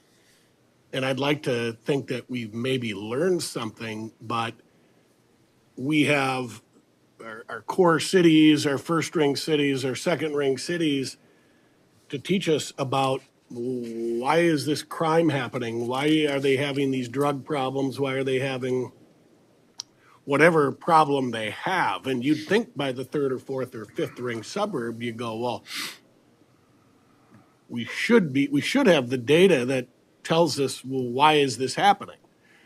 Now, our core cities seem to think they're progressive and, we just won't put anybody in jail. I guess that'll help our public safety numbers. I disagree. But it would seem in the public health realm, we should, and I think we do know, well, what does it take? And so I'm kind of confounded by where government goes. It's the old broken window theory. You got a bunch of broken windows, you got crime, you got to fix these things, you got to create defensible spaces. But it just seems that our major cities look at their friends in other major cities around the country and they do the exact same thing. Mm-hmm. And they have the exact same problem. Tent cities and drugs and you name it. And so it's very confounding. And they usually stamp a label of progressive on that.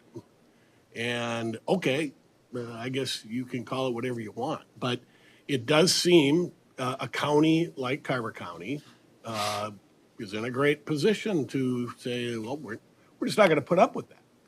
And we're going to take care of our issues and problems and get people on their feet and move on and keep them healthy. And so I just don't think in government we learn very well. And it becomes what we have a perception of what we want, not what is reality. And so that's my speech. Like I said, I get frustrated, but I think we're doing things good here. Healthy, happiest, wealthiest, most educated. Heather, you should move here. MZ? So, but anyway, good job. It always brings up a lot of great points, and that's it. Anybody else?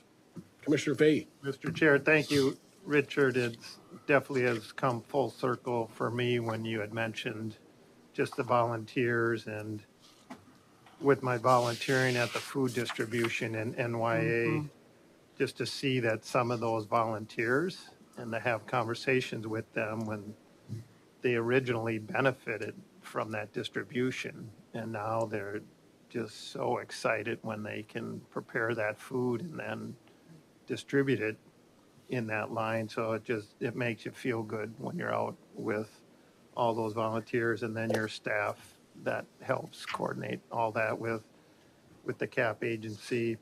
And then personally, just thank you for the shack updates when we meet on our regular basis, and you provide me with all those details. And I just kind of chuckled to myself when you mentioned the Carver Scott Educational Co-op, and when I served on that board back in the mid-90s. I'm definitely getting the gray hair to show it. So thank you for what you do, Richard. I don't know if you knew this, but I used to teach at New Beginnings back in the 90s when I worked at Scott County and taught up here. So I go way back with them as well. So thank you. It's been an honor to be able to share.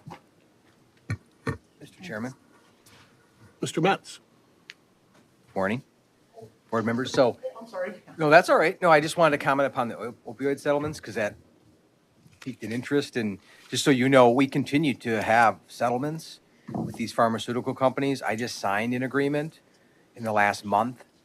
And so there's $97 million across the United States for these remnant defendants. Hasn't been finalized, but our deadline was May. We get like 0.01398% of that, but it's still real money. And if you'll recall, I've said this a number of times, I apologize, is, our expectation wasn't to really rely upon significant money from these settlements. It was really about holding these, I think they're pharmaceutical predators, the ones that have been, sued, taking advantage of that, hold them accountable to get them to stop and educate. And so it's been really helpful to see that money in the list. And now we continue to get that money that's going directly to Carver County. And we really, really pushed hard to make sure that the state, like the tobacco settlements, didn't get this massive percentage of the money, that this needs to go back to the local governments and let them decide how they're going to use that in testing and treatment and education and all the other things. So thanks. Thank you for that. Commissioner Irwin brought up the gambling thing, and I remember having 4 young kids, and somebody say, you want to go out to the casino? And I'd say, going to Cub Foods is something of a gamble for me. So no, I'm not going out to the casino. I've never been a big fan of all this gambling, but cable TV, I don't know if people are watching, but the commercials between segments of news and other programs is right here on your phone. And it's this flashy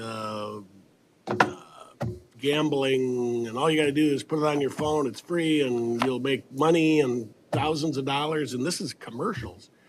The headwinds for public health, if gambling is a problem, is it's all over television now. And the big pharmaceutical companies, of course, I know a legislator at the Capitol introduced a bill to say they can't advertise on TV anymore. Half the time I'm looking at a pharmaceutical ad and I wonder if I have the issue, but I never figure out what it is they're talking about.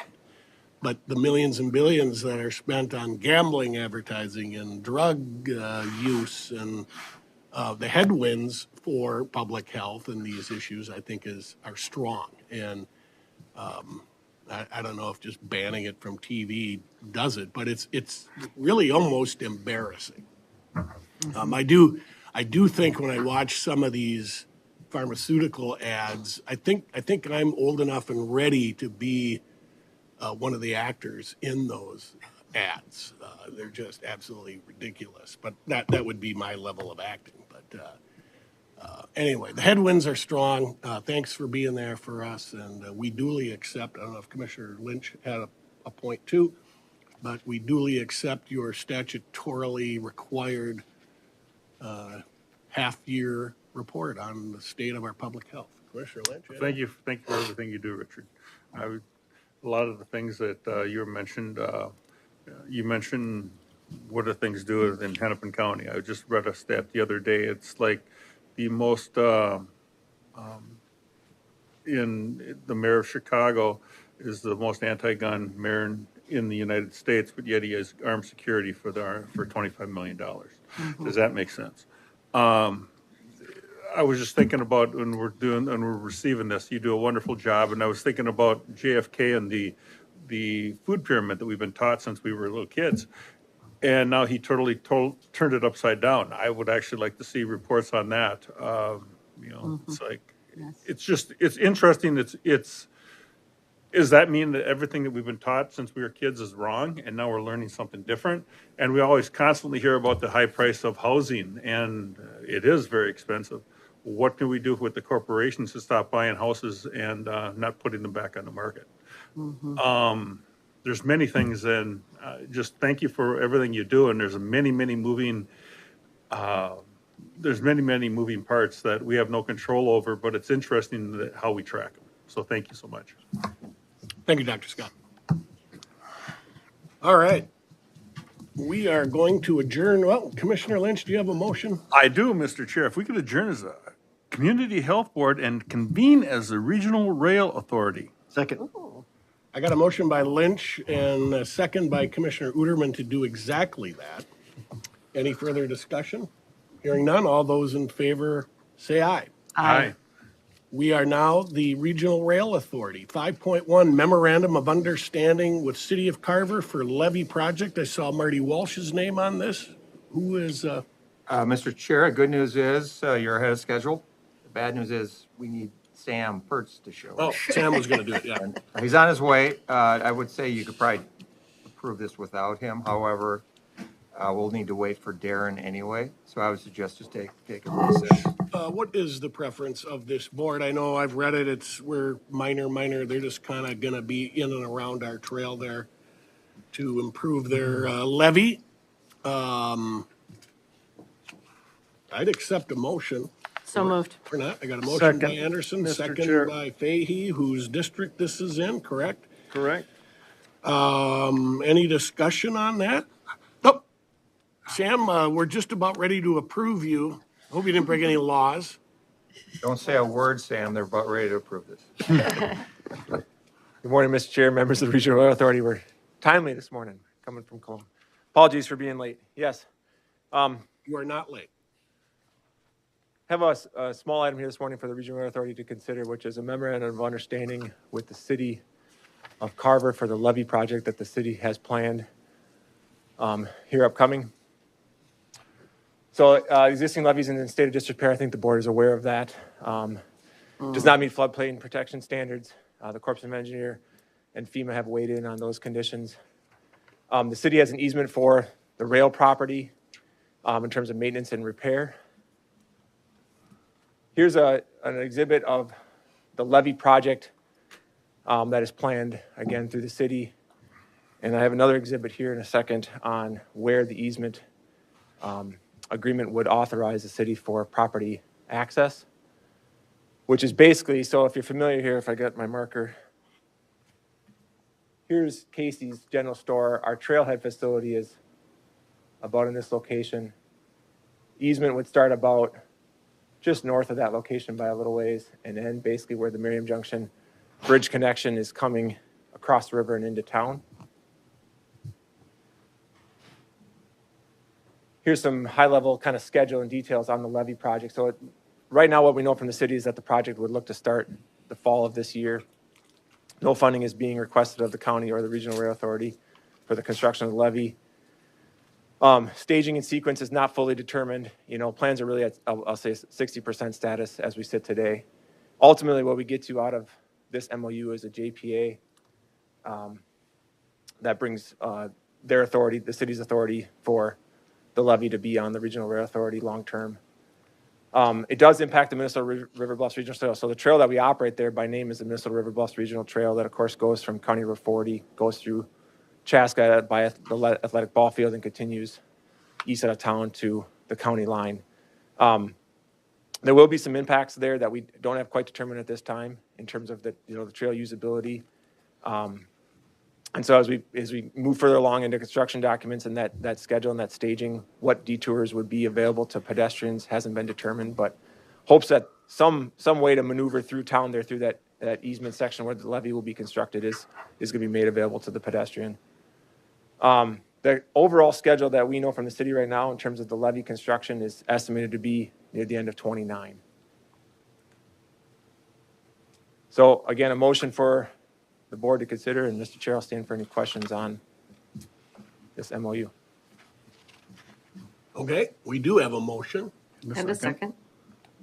and a second. Any further discussion on this? Seeing none, thank you, Sam, for breathlessly presenting that to us. Apologies for being late, back-to-back meetings here today. Thank you. Thank you. We're ahead of schedule. Okay, all those in favor say aye. Aye. Those opposed, motion passes. Commissioner Lynch. I would like to adjourn as a regional rail authority and reconvene as a county board so we can hear the county administrator report. Second. That motion is really weak, but but the second is strong. So I got a motion by Lynch and a second by Witterman. And hearing no other discussion, all those in favor say aye. Aye. Those opposed, motion passes. We are now the county board, county administrator report. I do appreciate, Mr. Chair, how excited Commissioner Lynch acts. But my report is not exciting. See you at the groundbreaking, Highway 5, that is exciting. That's a big one, as is evident by the folks that are showing up and going to be speaking, including Senator Klobuchar and Emmer. Last I heard, they're showing up, so that's great news. Take note on your calendar, the event is at Madeline Creek Park. It's right off Highway 5. You'll be able to Google that. Southeast corner, 5 and Bavaria. However, parking is going to be pretty difficult. So if you can't find it, go on your calendar. You'll see this alternative location, Lions Park Pavilion over off Victoria Drive, just south of 5. There will be a Southwest bus that can scoot you over there, about a mile or so away, or maybe park around the neighborhood. I'm not We're supposed to be there at 1:30, right? Because I keep hearing 2. 1:30. 1:30. Yep. You might be able to park around the neighborhood. I'm not sure, but they do have that alternative transportation. And then no meeting next week. We'll be back at the following week, April 21. Related to your work session, I don't think Darren's here yet, nor is Whitney. So you might want to take a break. We until shall they do show that. up. Maybe we'll have a motion to adjourn with somebody other than Lynch. So moved. I got a motion by Fahey and a second by Anderson. Yep. Thank you, Mr. Administrator. Any other discussion? Only that I've never heard that we were ahead of schedule before, so it's kind of a I historic felt a day. little know bit how like an that auctioneer today. Okay, got a motion to adjourn. All those in favor say aye. Aye. Those opposed, motion passes. We will be going into a work session to speak of one of my favorite topics, rumble strip policy update. So let's, Yeah, once I sent Darren a text about 20 minutes ago, so okay, we'll see. you should have rode with Sam. All right. We are Oh.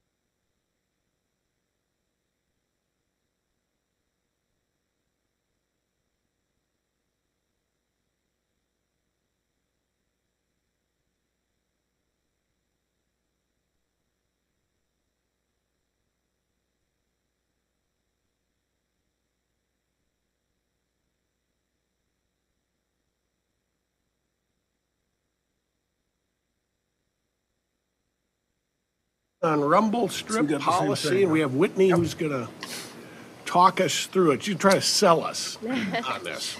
Hello, Commissioners. I am Whitney Schroeder, Traffic Engineer with Carver County. I'm here today to talk to you about the rumble strip policy update. Carver County does have an existing rumble strip policy. It was adopted in 2013, so about 13 years ago. And as you can imagine, a lot has changed since then. Our existing policy has numerous limitations that has made it very difficult for us as a county to use rumble strips as a low-cost safety measure. So this here is a list of some of those limitations that we run into. So the first thing is that the traditional rumble strip design is what our existing policy is based on. I will get into more detail on this in a little bit. Also, as I mentioned, the old policy is, or the existing policy is about 13 years old. So a lot of guidance and research has changed since it was put into place. So the goal of this policy update would be to change some of those standards that it's based on, those best practices. The existing policy also does not currently allow us to incorporate some of the recommendations from our County Road Safety Plan. The County Road Safety Plan looks at various risk assessments and risk factors for our county highways. And those risk factors might include horizontal curves, roadway geometrics such as shoulder widths, shoulderway material, whether it's paved or gravel. And currently, we are not able to incorporate some of the recommendations of those prioritized segments that the County Road Safety Plan identifies without violating our current policy. Our existing policy also is based on longitudinal rumble strips only. This does not currently allow us to meet our safety needs, especially for rural intersections that are controlled by two-way stop control. So an additional goal of this policy would be to update it to incorporate transverse rumble strips as well to meet the needs of those, those rural intersections as well. And then lastly, our existing policy limits our funding opportunities. So when we apply for various funding opportunities, some of the things that it might ask us are, what countermeasures have you tried? Or what countermeasures are you going to incorporate or put in place?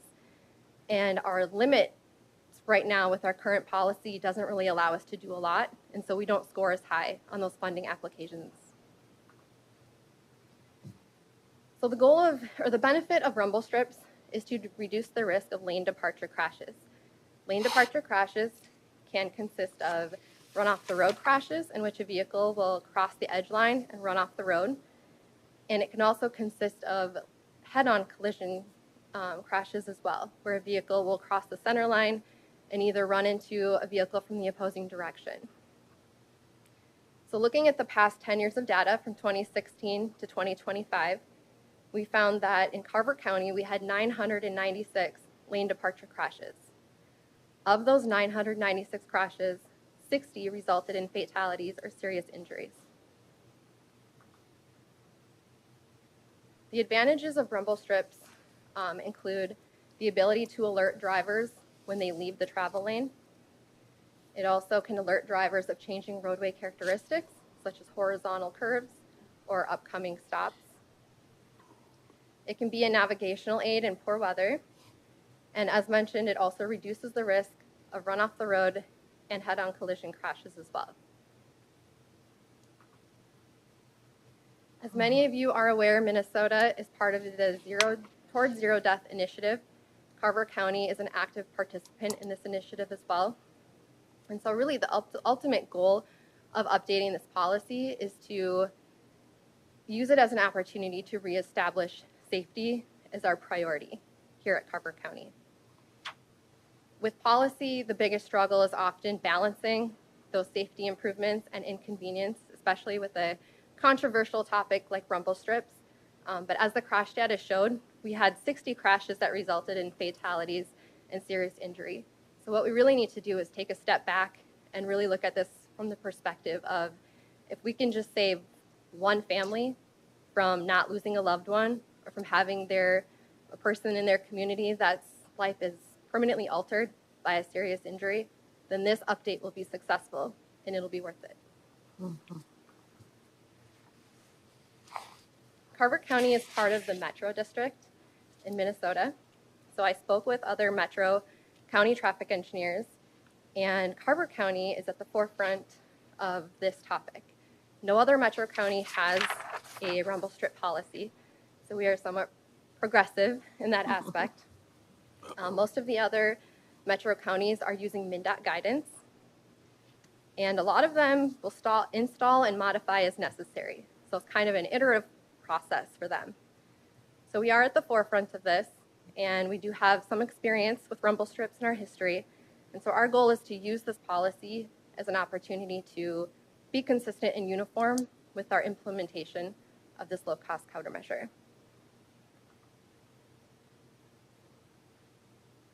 Rumble strips were used in Carver County's history. Previously, they were installed on Highway 10. The design was a traditional rumble strip design. It was continual, and there were no breaks at any residences. As a result, there were numerous complaints, and within a year, the county filled in the rumble strips to try to mitigate those noise issues. Didn't you predict that, Tom? What? Didn't you predict they'd have to be filled in? Mm-hmm. Highway 5. I bet Langenbach, is that her name? She still owes me a steak. So times have changed, and there's a new mumble strip design. So we are calling this a mumble strip, not a rumble strip. There's a very unique design that it uses, and it retains the noise within the cab of the vehicle, so they're still effective for the driver, but it reduces the exterior noise and those impacts on the environment around it. We have utilized this in 2 locations, sort of a pilot implementation. One is on Highway 40 and one is on Highway 11. There's some different design incorporations at these 2 locations compared to the previous Highway 10 design. These use an intermittent pattern rather than continual. And this allows for some break between the rumble strips as well to provide passing for vehicles, or if there's bicycles that use the shoulders as well. We also incorporated brakes for intersections and near residences as well.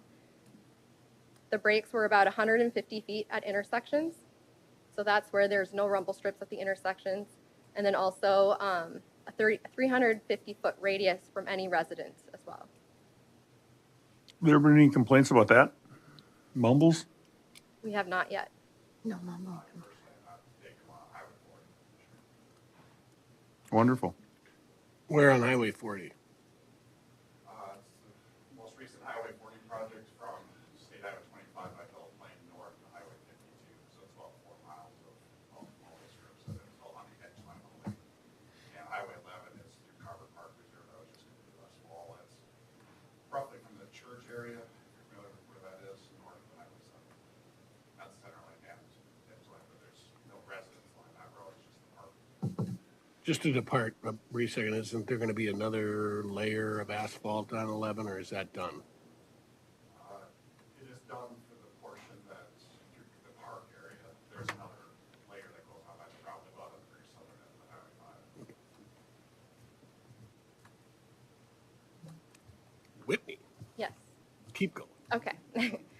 So let's get into a little bit of the design differences between the old design and the new design.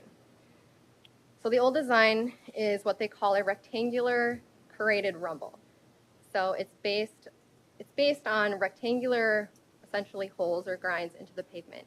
And what happens is that when a vehicle rides over top, it sort of drops into each of those divots, and that's what results in that noise, that exterior noise especially. The new design is called a sinusoidal rumble, and it incorporates more of a wave-like design. And the benefit is that it reduces the amount that the vehicle drops into those divots. It softens it, and so that's what's reducing that exterior noise as well. But you can still feel it, excuse me, inside. All right. Yes. How do you pronounce that again? Sinusoidal. Sinusoidal, Thank you. like sinus. But we will refer to it as a mumble strip. So so the old design we're going to call a rumble strip. The new design is a mumble strip. That is the nickname for it. So this is a picture kind of showing the difference. The one on the right is the mumble strip, and it's It's placed on the line itself in this instance, so it's a little harder to see since it's not offset. But you can kind of see the difference between the rectangular divots and then that wave-like pattern. And here's a glamour shot of it. It is a glamour shot.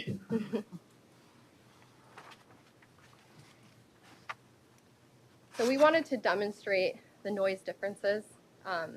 So we went out in the field and we used a decibel reader from MnDOT, and we took some readings to really measure the noise level differences between the rectangular rumble and the mumble strips on Highway 40. So the rectangular rumble was located on Highway 212, and then the one on Highway 40 was the mumble strip. So this just shows a few other pictures. And then we took a video that demonstrates the noise difference and then the decibel readings as well.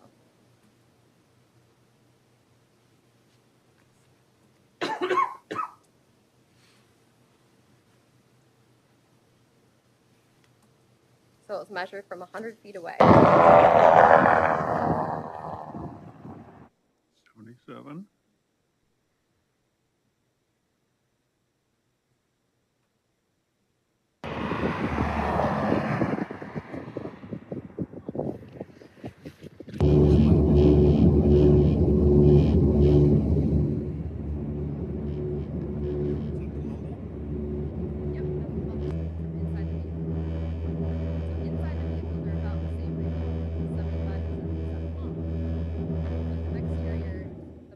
Was about 10 decibels lower. And then you can see a comparison on the right.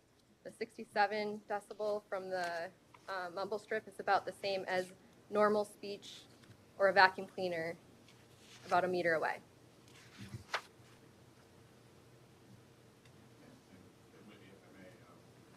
For our noise wall analysis that we do for our highway projects, the 67 decibels is right at that threshold of where a noise wall would be required. Just for reference. So, but that's more of a continuous reading for that analysis type, just to give you some frame of reference. So that gives a good demonstration on the data, kind of showing that the mumble strip is a lower impact on the exterior environment as well.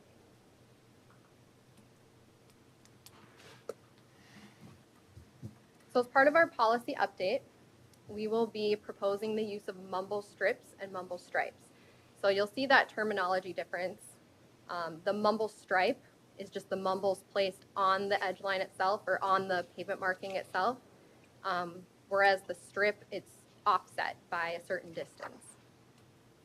So there will be 4 applications that we will be incorporating into the updated policy. The center line, the edge line, which would be the mumble stripes because it will be on the pavement marking right on top, and then shoulder mumble strips and transverse mumble strips. So shoulder mumble strips is where it will be offset from the edge line a few distance or at a certain distance, and then the transverse mumble strips will be at rural intersections where it's placed in advance of that two-way stop control, perpendicular to the travel lane.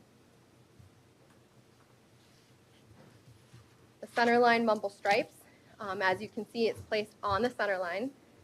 The benefit is to reduce the risk of head-on crashes and opposite direction crashes. And these will incorporate appropriate brakes, specifically at intersections or residences. The edge line mumble stripes will be very similar, although instead of being placed on the center line, they are placed on the edge of travel lane. The benefit of the edge line stripes is that it reduces the risk of single vehicle run off the road crashes, and these will incorporate appropriate brakes as well at residences and intersections.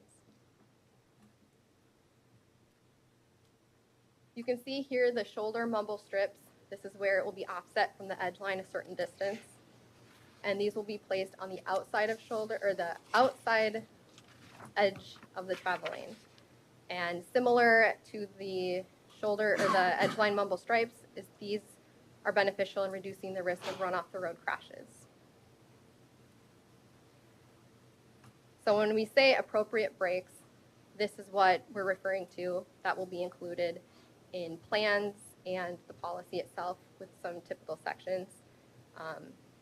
At horizontal curves, we have the option to not incorporate on the inside of the curb to help mitigate contact there and reduce some of those noise implications.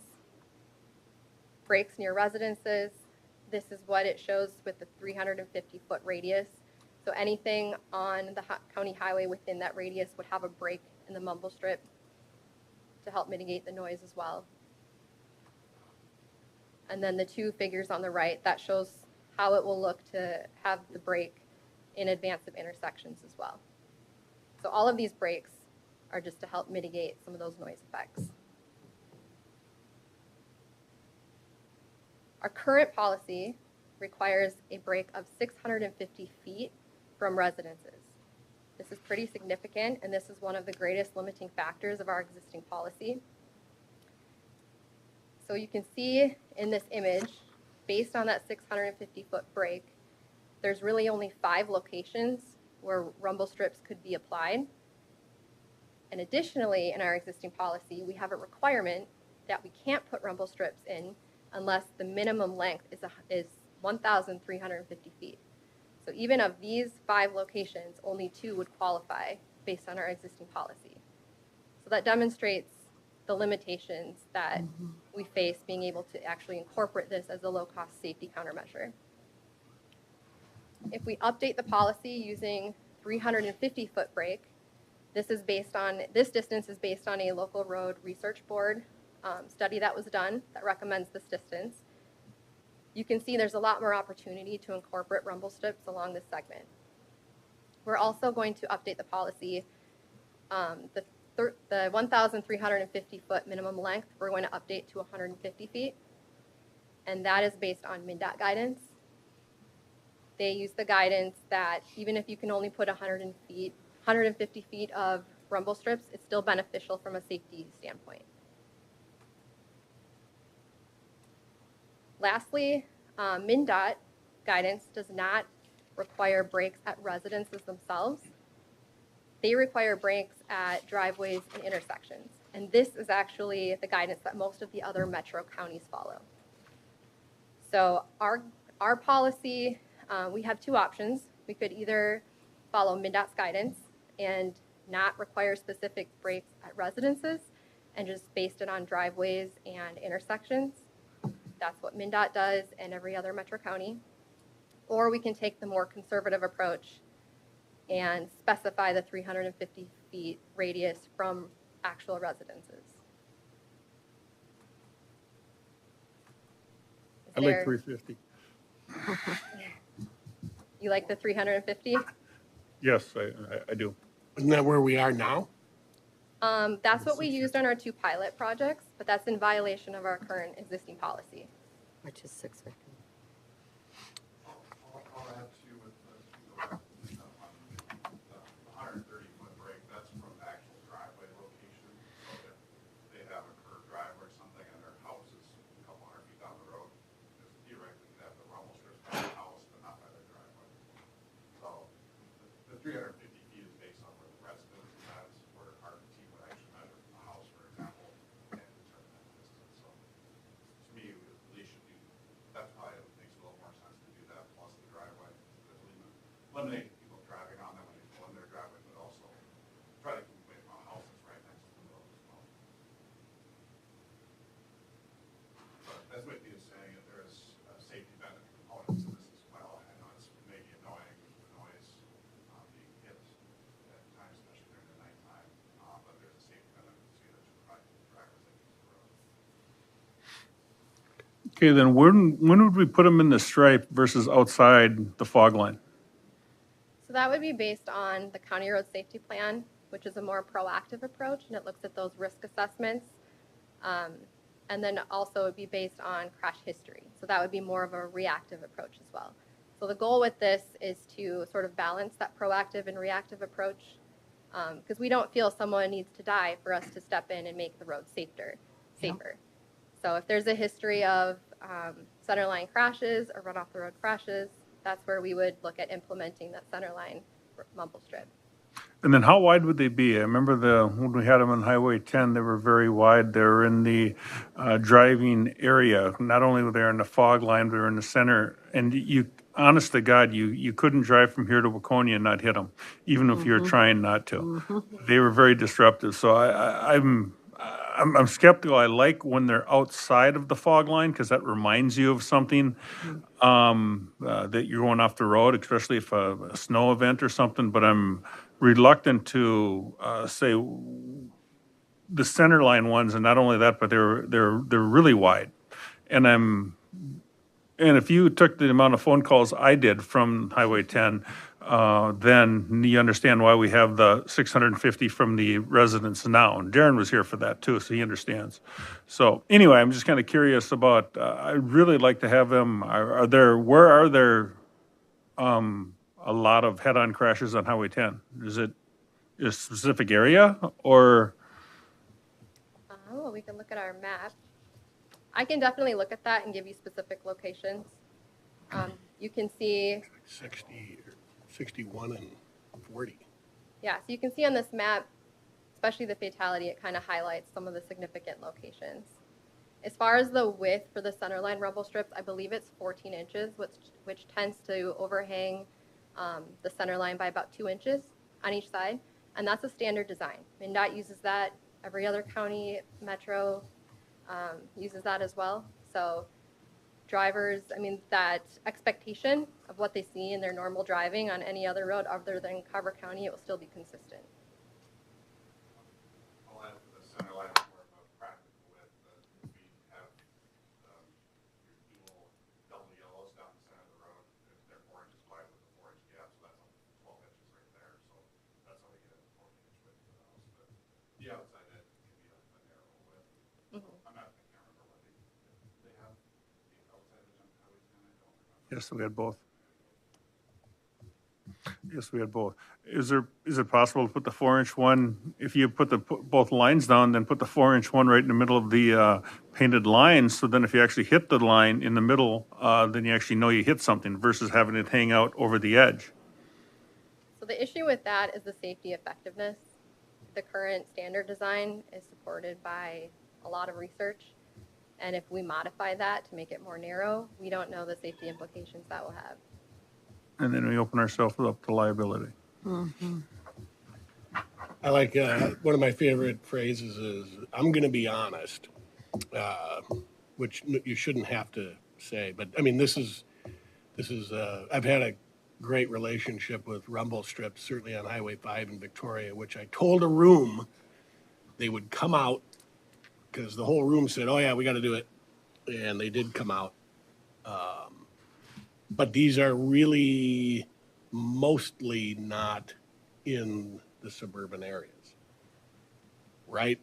Correct. So the draft policy that was provided to you all in advance of this meeting provides the criteria that will be taken into consideration before implementing these. Our goal and intent is not to put these on every single county road. Our goal is to only install them where it makes sense and where it's supported by our criteria that we've identified. That criteria is 55 miles per hour or higher, rural areas, so not within city limits. We'll take into account residences as well. If the number of residences makes it too great to install them within 150 feet, then they won't be in that location. If it's not identified as part of the county road safety plan or there's no history of crashes for lane departure, then it probably doesn't make sense to put them in there. So the criteria has to be met for these to be placed intentionally and strategically.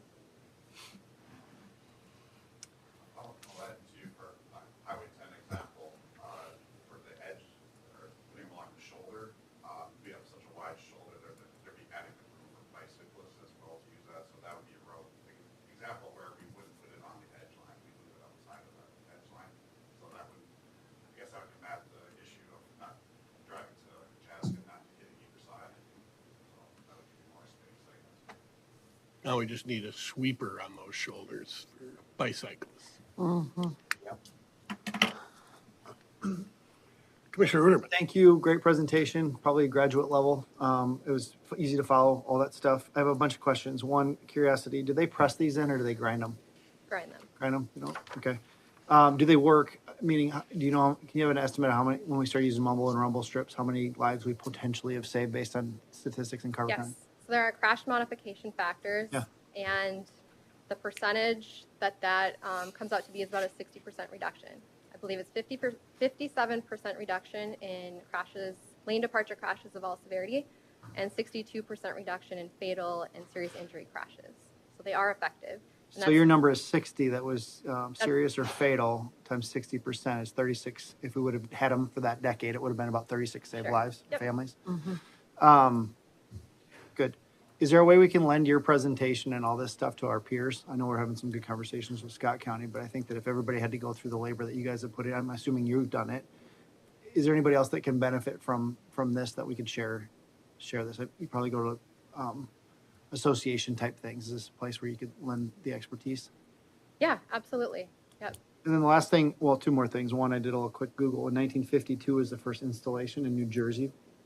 Dr. William Seabon Jr. invented the rumble strip, if anybody cares. The last one I had is, does it make sense to put a rumble or mumble strip in the middle of the road in high conflict areas? Meaning if there's multiple fatalities or there's a curve or whatever, not just the traditional middle of the lane or the edge, but everybody that would drive by that would be notified several hundred feet in advance of a high probability space. Has that ever been done or considered? I'm not sure I understand what you're asking. So when you go through like a school, you've got raised speed bumps. If we knew that there was a conflict area that we haven't yet resolved in the county, could we put them in the middle of the lane so the driver's alerted to that coming up? Sure. So for example, the transverse rumble strips like on the screen? Yes. Yes. So our goal with this policy update was to incorporate this as even an option.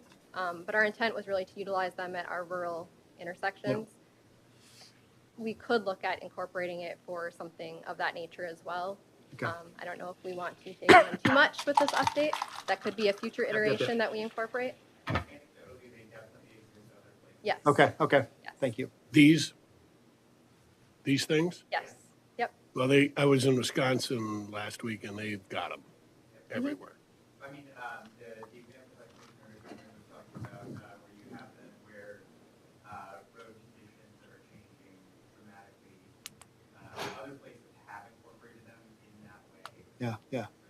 Definitely is. Yeah. I'll have this example that Whitney's going to go over here for the intersection style. You go to Sibley County, where I used to work, every intersection had these. Okay. They have double set before it. Right. Yeah, I'll say, I don't know, it was probably inconclusive how much they hoped at that time, but I think there's been more research since I've been there. St. Louis County just recently did a study specifically on these transverse rumble strips and comparing different designs and what was most effective. And then just to tap into your knowledge bank, Tim, because you said that you got a lot of calls. Is this is there a one-off process if a certain somebody doesn't want it on and we can look the other way, or does this apply to everybody? Meaning like it's my house or it's my farm or it's my special occasion. Are we stuck with this, or is there some latitude to have a one-off exception? That sounds messy.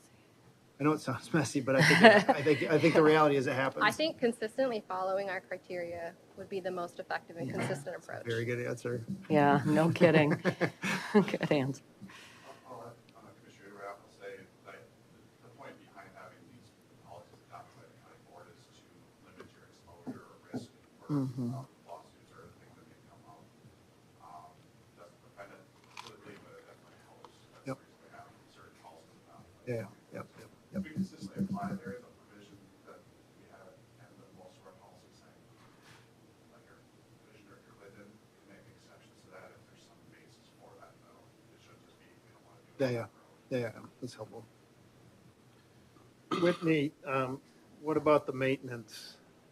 How do they hold up? Is a rumble strip last longer than a mumble strip with snow plowing, et cetera, shaving off the edge? Do you have some details or knowledge? I about don't. that? Most of the research I found, it's very similar. I don't know how much research has really gone into that specifically. But if there is, a mill and overlay, they'd have to be reapplied, and I can look into that. And the assumption would be, if you're a snowplow driver, I would assume that a rumble strip would take more damage from a plow versus a mumble strip just because of the design. Is that a fair assumption? They shouldn't take appreciably more damage because they're set below the surrounding roadway. So they're not projecting up above the roadway at all. So you're not going to have that chipping problem. Commissioner Fay, it's a good question. The plow blade should ride over the top of both, so they really shouldn't do any damage. But with that said, feedback from one of our plow drivers on Highway 11, quarter to Carver Park Reserve, said it just rattled the plow really bad this winter. So we're investigating that a little bit more, why that would be. We're kind of confused by why it's doing that to his plow truck, because he has it on center line and edge line. So someone could investigate some more. And then what's the projected cost if you were to put mumble strips along County Road 10, for example? We have those costs for County Road 40 and 11. I'd have to look at what those came out to be. Was it 1 or 2, 3% of the project? And is that additional cost worth saving X amount of lives exam? So it'd be nice to Sure. have those numbers. Okay.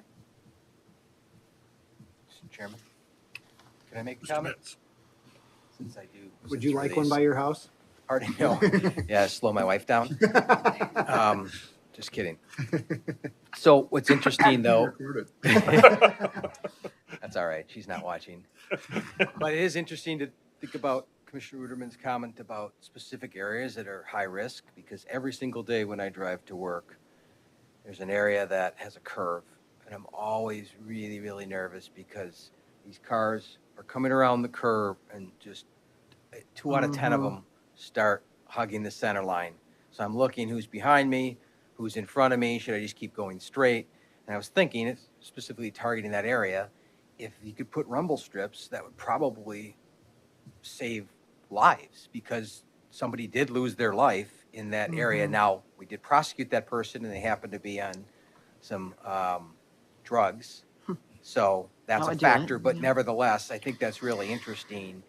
You could probably find 10 areas that have proven to be really dangerous in just the simple step of putting rumble strips. Now, again, like Commissioner Lynch indicates, people live there, so there might be more noise if they're going across that. But you think about out in Cologne at that intersection, working with the state and the Department of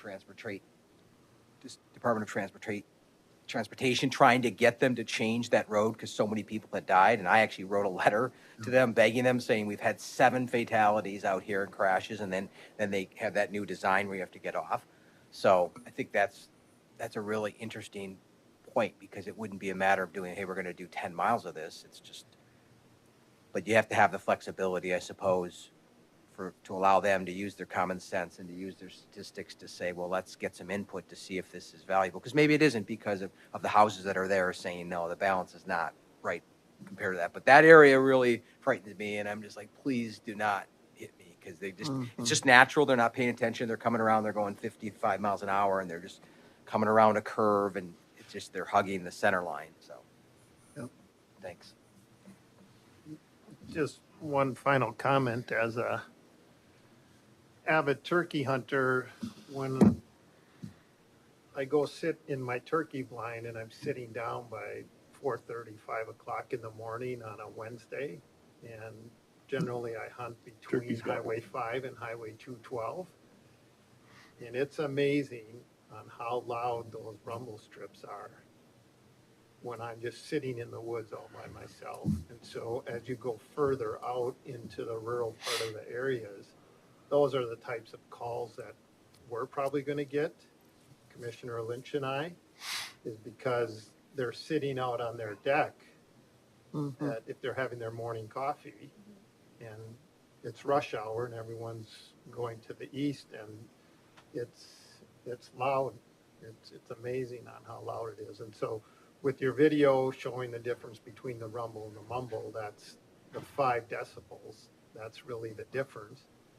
And if you want to go back to that chart, Whitney, I saw that in the average bedroom, it's 30 decibels. So that 5 decibel difference, So the difference between the rumble strip and the mumble strip was 10 decibels from the exterior environment. yeah, go back to that, you had that. Yeah, do you want to play it and then go to the very last part and pause it? Oh, it was part of the video. Yeah. So with noise design, every time you double your distance between yourself and the source of the noise, the decibel decreases by 6. So with that in mind, with our decibel readings, the ambient noise levels and the mumble at about 200-foot distance, you do not really hear it above the rest of the noise around you. I hope we don't have a commissioner discharging firearms.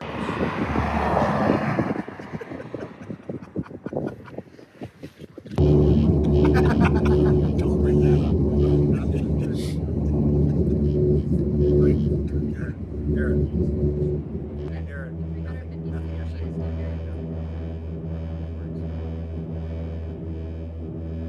Who's driving anyway? Was that you?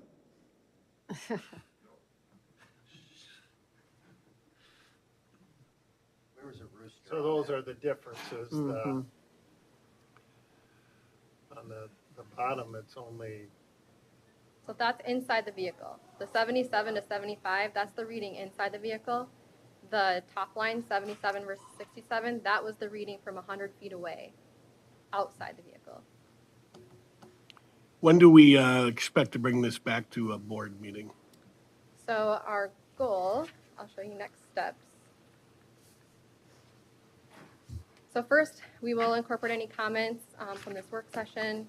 Our next step will be sharing that video specifically and any other details that you find helpful with with the public via social media or other counties, any other suggestions. And then our goal is to present to the board for adoption in June. In June? Yep. are you gonna go talk to any of the townships? I was Whitney? just gonna We ask sure that. can. Yep. Because that's where you're gonna probably get the pushback, because those township supervisors are gonna hear it first, and then Commissioner Lynch and I are gonna hear it. Like I said, Dave, either at the individual townships or at the Township Association, whenever that one is for the It's summer. not until July. I was going to ask, Mr. Chair, have we so we put these in on 40? Yes. These are, I mean, the mumble Yes. strips. 40 Have we reached out to those residents, surveyed, solicited feedback? If not, I would suggest we do that. I believe some of them have as part of the upcoming Highway 40 project.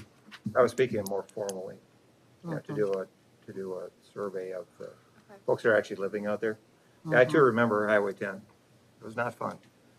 We ended up refilling them back in, I think within a year, and it was expensive. It was 100, whatever the number was, it was a lot of money. So I think this makes sense to me. However, I know we'll get complaints no matter what the volume, right? Those folks living next to these. We wouldn't use Rumble at all anymore, including the ones coming up to stop signs and rural intersections. Those would be the mumbles as well. They'd be mumbles as well. The signing title. To solve this whole problem, is there any way that we could pass a law in Carver County that when this thing goes 20 miles an hour, it shuts off completely? That would be ideal. Yeah, that would take care of everything. There you go. We don't make laws. How am I going to text my friends? Exactly. Wait till you stop. Whitney, that township meeting's on July 15th at Island View that night. Okay. If you. Which meeting is that? Township Association. The next one? I mean, that would push off, it looks like you wanted this for June. What is the urgency around the June adoption? We have multiple upcoming projects that would greatly benefit from being able to implement these, and our existing policy doesn't support it. So we would like to get the policy updated so we're compliant with our own standards. I think it's sometimes, I say it a lot. It's not what we do, it's how we do it. And I'd like to spend a little bit more time on kind of how we communicate this. I think the one thing that I'm really taking away with this conversation is, again, how important public safety. This is really a public safety issue. and helping people, move through this community safely is of importance. And anytime that there's change, there's a lot of controversy. So I do think it makes sense to spend a little bit more time on with the townships and with those communities that are going to be impacted the most. Anybody? Hi, Board Chair, Commissioner Anderson, thank you for the comments. I think June was just a date or month we were trying to target, just like Whitney was saying. Our Highway 10 project actually this summer is ironically targeted for centerline and edge line or shoulder mumble strips. We could, our team could incorporate it in the plans. We likely won't actually do that construction of that project until August, September timeframe. So that would give us time to potentially pull them back out if we had to out of the plans. So I think we could accommodate the July township meeting, their annual meeting they have in the summer. So I think we can work around that and come back to the board maybe early August with formal approval if they don't have any major objections. Yeah, and I would like to hear from the community, kind of any feedback that we've gotten and any outreach that we can do just to make sure that, it's easier to mitigate the risks in advance than to wait until afterwards, so. Correct, yeah. And that would give us time to go after Dave's suggestion of doing a survey of residents on Highway 40 as well. Right. So, yeah, I'd be anxious to hear any kind of feedback you get regarding the rollout of this. Yeah, we sure can do that. I guess anecdotally, we haven't heard, at least I haven't heard of any negative comments on Highway 40. It doesn't mean there aren't any, but usually no news is usually good news in our business. So. Yeah, and I haven't heard anything, Darren. Just to County Road 10, if we're going to put mumble on the inside and the outside, is it beneficial from what we've learned when we did that 10 or 15 years ago to just put them on the outside to start and then come back? Because if we put them on the in and the out, I can just imagine Commissioner Lind's phone lighten up because and I remember that you had to pay so close attention to try to drive from Chaska to Waconia without hitting a rumble strip. And it was practically impossible. And it's going to be the same thing. Even though it's a mumble strip, the people are still going to hit That is an those option. strips. Before we would agree to that, we would have to look at the crash data. Because if there are a significant amount of centerline crossover crashes, then we should be putting in a centerline mumble. Yeah, looking at your map, there were 4 of them.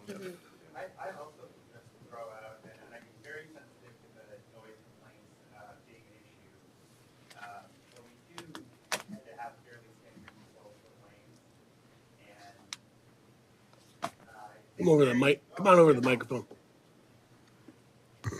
Hello, Drew Flommer. I'm the Transportation Planning Manager. So we do have fairly standard 12-foot lanes, especially on any more newly constructed roadways. And you're talking about a 2-inch overhang from the center line. So you really have 11 feet and 10 inches. A passenger vehicle shouldn't be more than 8 feet wide. We do actually, the point of the mumble strip is to make you pay attention and stay in the lane. I mean, being entirely sensitive to the noise issue. The problem they cause is actually their whole purpose. So I just want to remind everybody about that up front. So you got 3 foot, is that what you're saying, of wiggle room? Einstein's theory of relativity would say if I'm going 85, that it's even narrower. Should you be going 85? I love this. Thank you, Whitney. But Thank you. somebody's listening to me. Committed to that. Yeah. Chair and Commissioner Fay, to maybe get at your point on Highway 10, we'll use that as an example. So say we did the centerline mumble strips as Whitney is proposing. The edge line would not go on the physical fog line or edge line. We'd set that outside of that as well. So that's one difference. So we could give you a couple more feet there so that you could drive on the edge line, I guess. Or I mean, that would maybe shift people out from the center there a little bit too. So there's probably some safety benefit. the shoulders on Highway 10 are so wide that they're 10 feet wide the entire way. They really built that road big at the time. So there'd still be about 7-8 feet of usable space for bicyclists as well. So that would be the likely outcome on Highway 10. So, Yeah, the Outside. bicyclists, they love Highway 10. yeah. It would be, With the new design, but before that, you didn't see bicycle on Highway 10. Get the gravel up. and you said put it outside the fog line, and then also on the inside of any curbs, you would drop that off too, because everyone cuts the corner. Correct. We have a radius recommendation on what would qualify for not getting those rumble strips on the curbs. And if we can't shut these off, and instead of annoying everyone who lives along the road, can we just give someone the electric shock whenever they hit one, instead of having a mumble strip? Because that's a Pretty good sure that'd be a point. total different policy, I think. But many of the cars, I mean, both my kids have cars that if you cross the line, it gives you a really annoying sound. I hate driving their cars. So, that is kind of coming out with that as well. The sensors. The sensors. I don't have that. My car is older than my So children's sensors cars. can't be turned off though. You can't turn off a mumble strip. No, yes, you can. And they turn them on, especially when I drive their cars. They're rude. But Well, and I have a more ultimately, aggressive tire, and boy, those strips will hum. Big trucks. The wave-like pattern will help with that compared to the old design. Mhm. But the number one death in auto accidents is distraction. And that's something that we can't control whatsoever. But if you can take someone out of that distraction when they cross over a mumble strip, well then, hopefully, It's not his job. we accomplish. Right, it does. This is a safety issue. We can accomplish it. You have to just think in the right vein. We could actually put electric probes on their seatbelt, so when they put it on, they're hooked up. You have all the good ideas, Commissioner Lynch. A good bunch of Jersey barrier down the center lane keeps people from head-on collisions. We could- And that's Wow, what they we're did on way Highway off track 12. now. It's called innovation. No, but we have a lot to think about. Yep. And this is wading into, you guys knew it, the politics of this. And again, I think this is a more rural Carver County issue at this point. I don't think you're putting them on Powers Boulevard up there or anything. So we'll have to listen to these guys, but And we've actually been very nice. I mean, I think you'll get more of a lively meeting if we go to the townships. And Darren, you guys have been there, so it'll be more of a Put your lively armor on meeting. and come to the township meeting. We're not feeding you to the wolves or anything, but it's gonna be more lively. You're not gonna have to say, don't sugarcoat it. Give it to me straight. 'Cause remember, Whitney, when you came and gave a turn lane presentation, that was a hit. Very few questions. You're gonna get, Quite a few you more. better have Darren there with you, because it's, Yeah, and I think ultimately it comes down to what is it worth to save a life? Yep. And that's the message that even when we bring it in front of the townships, they need to, really ask themselves that.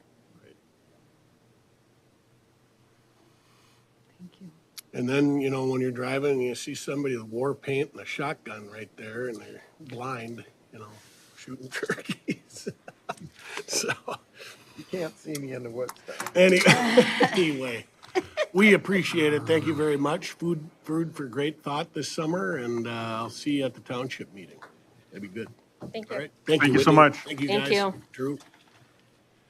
All right, I guess with that, we are adjourned. See you at the ribbon cutting. Thank you so much.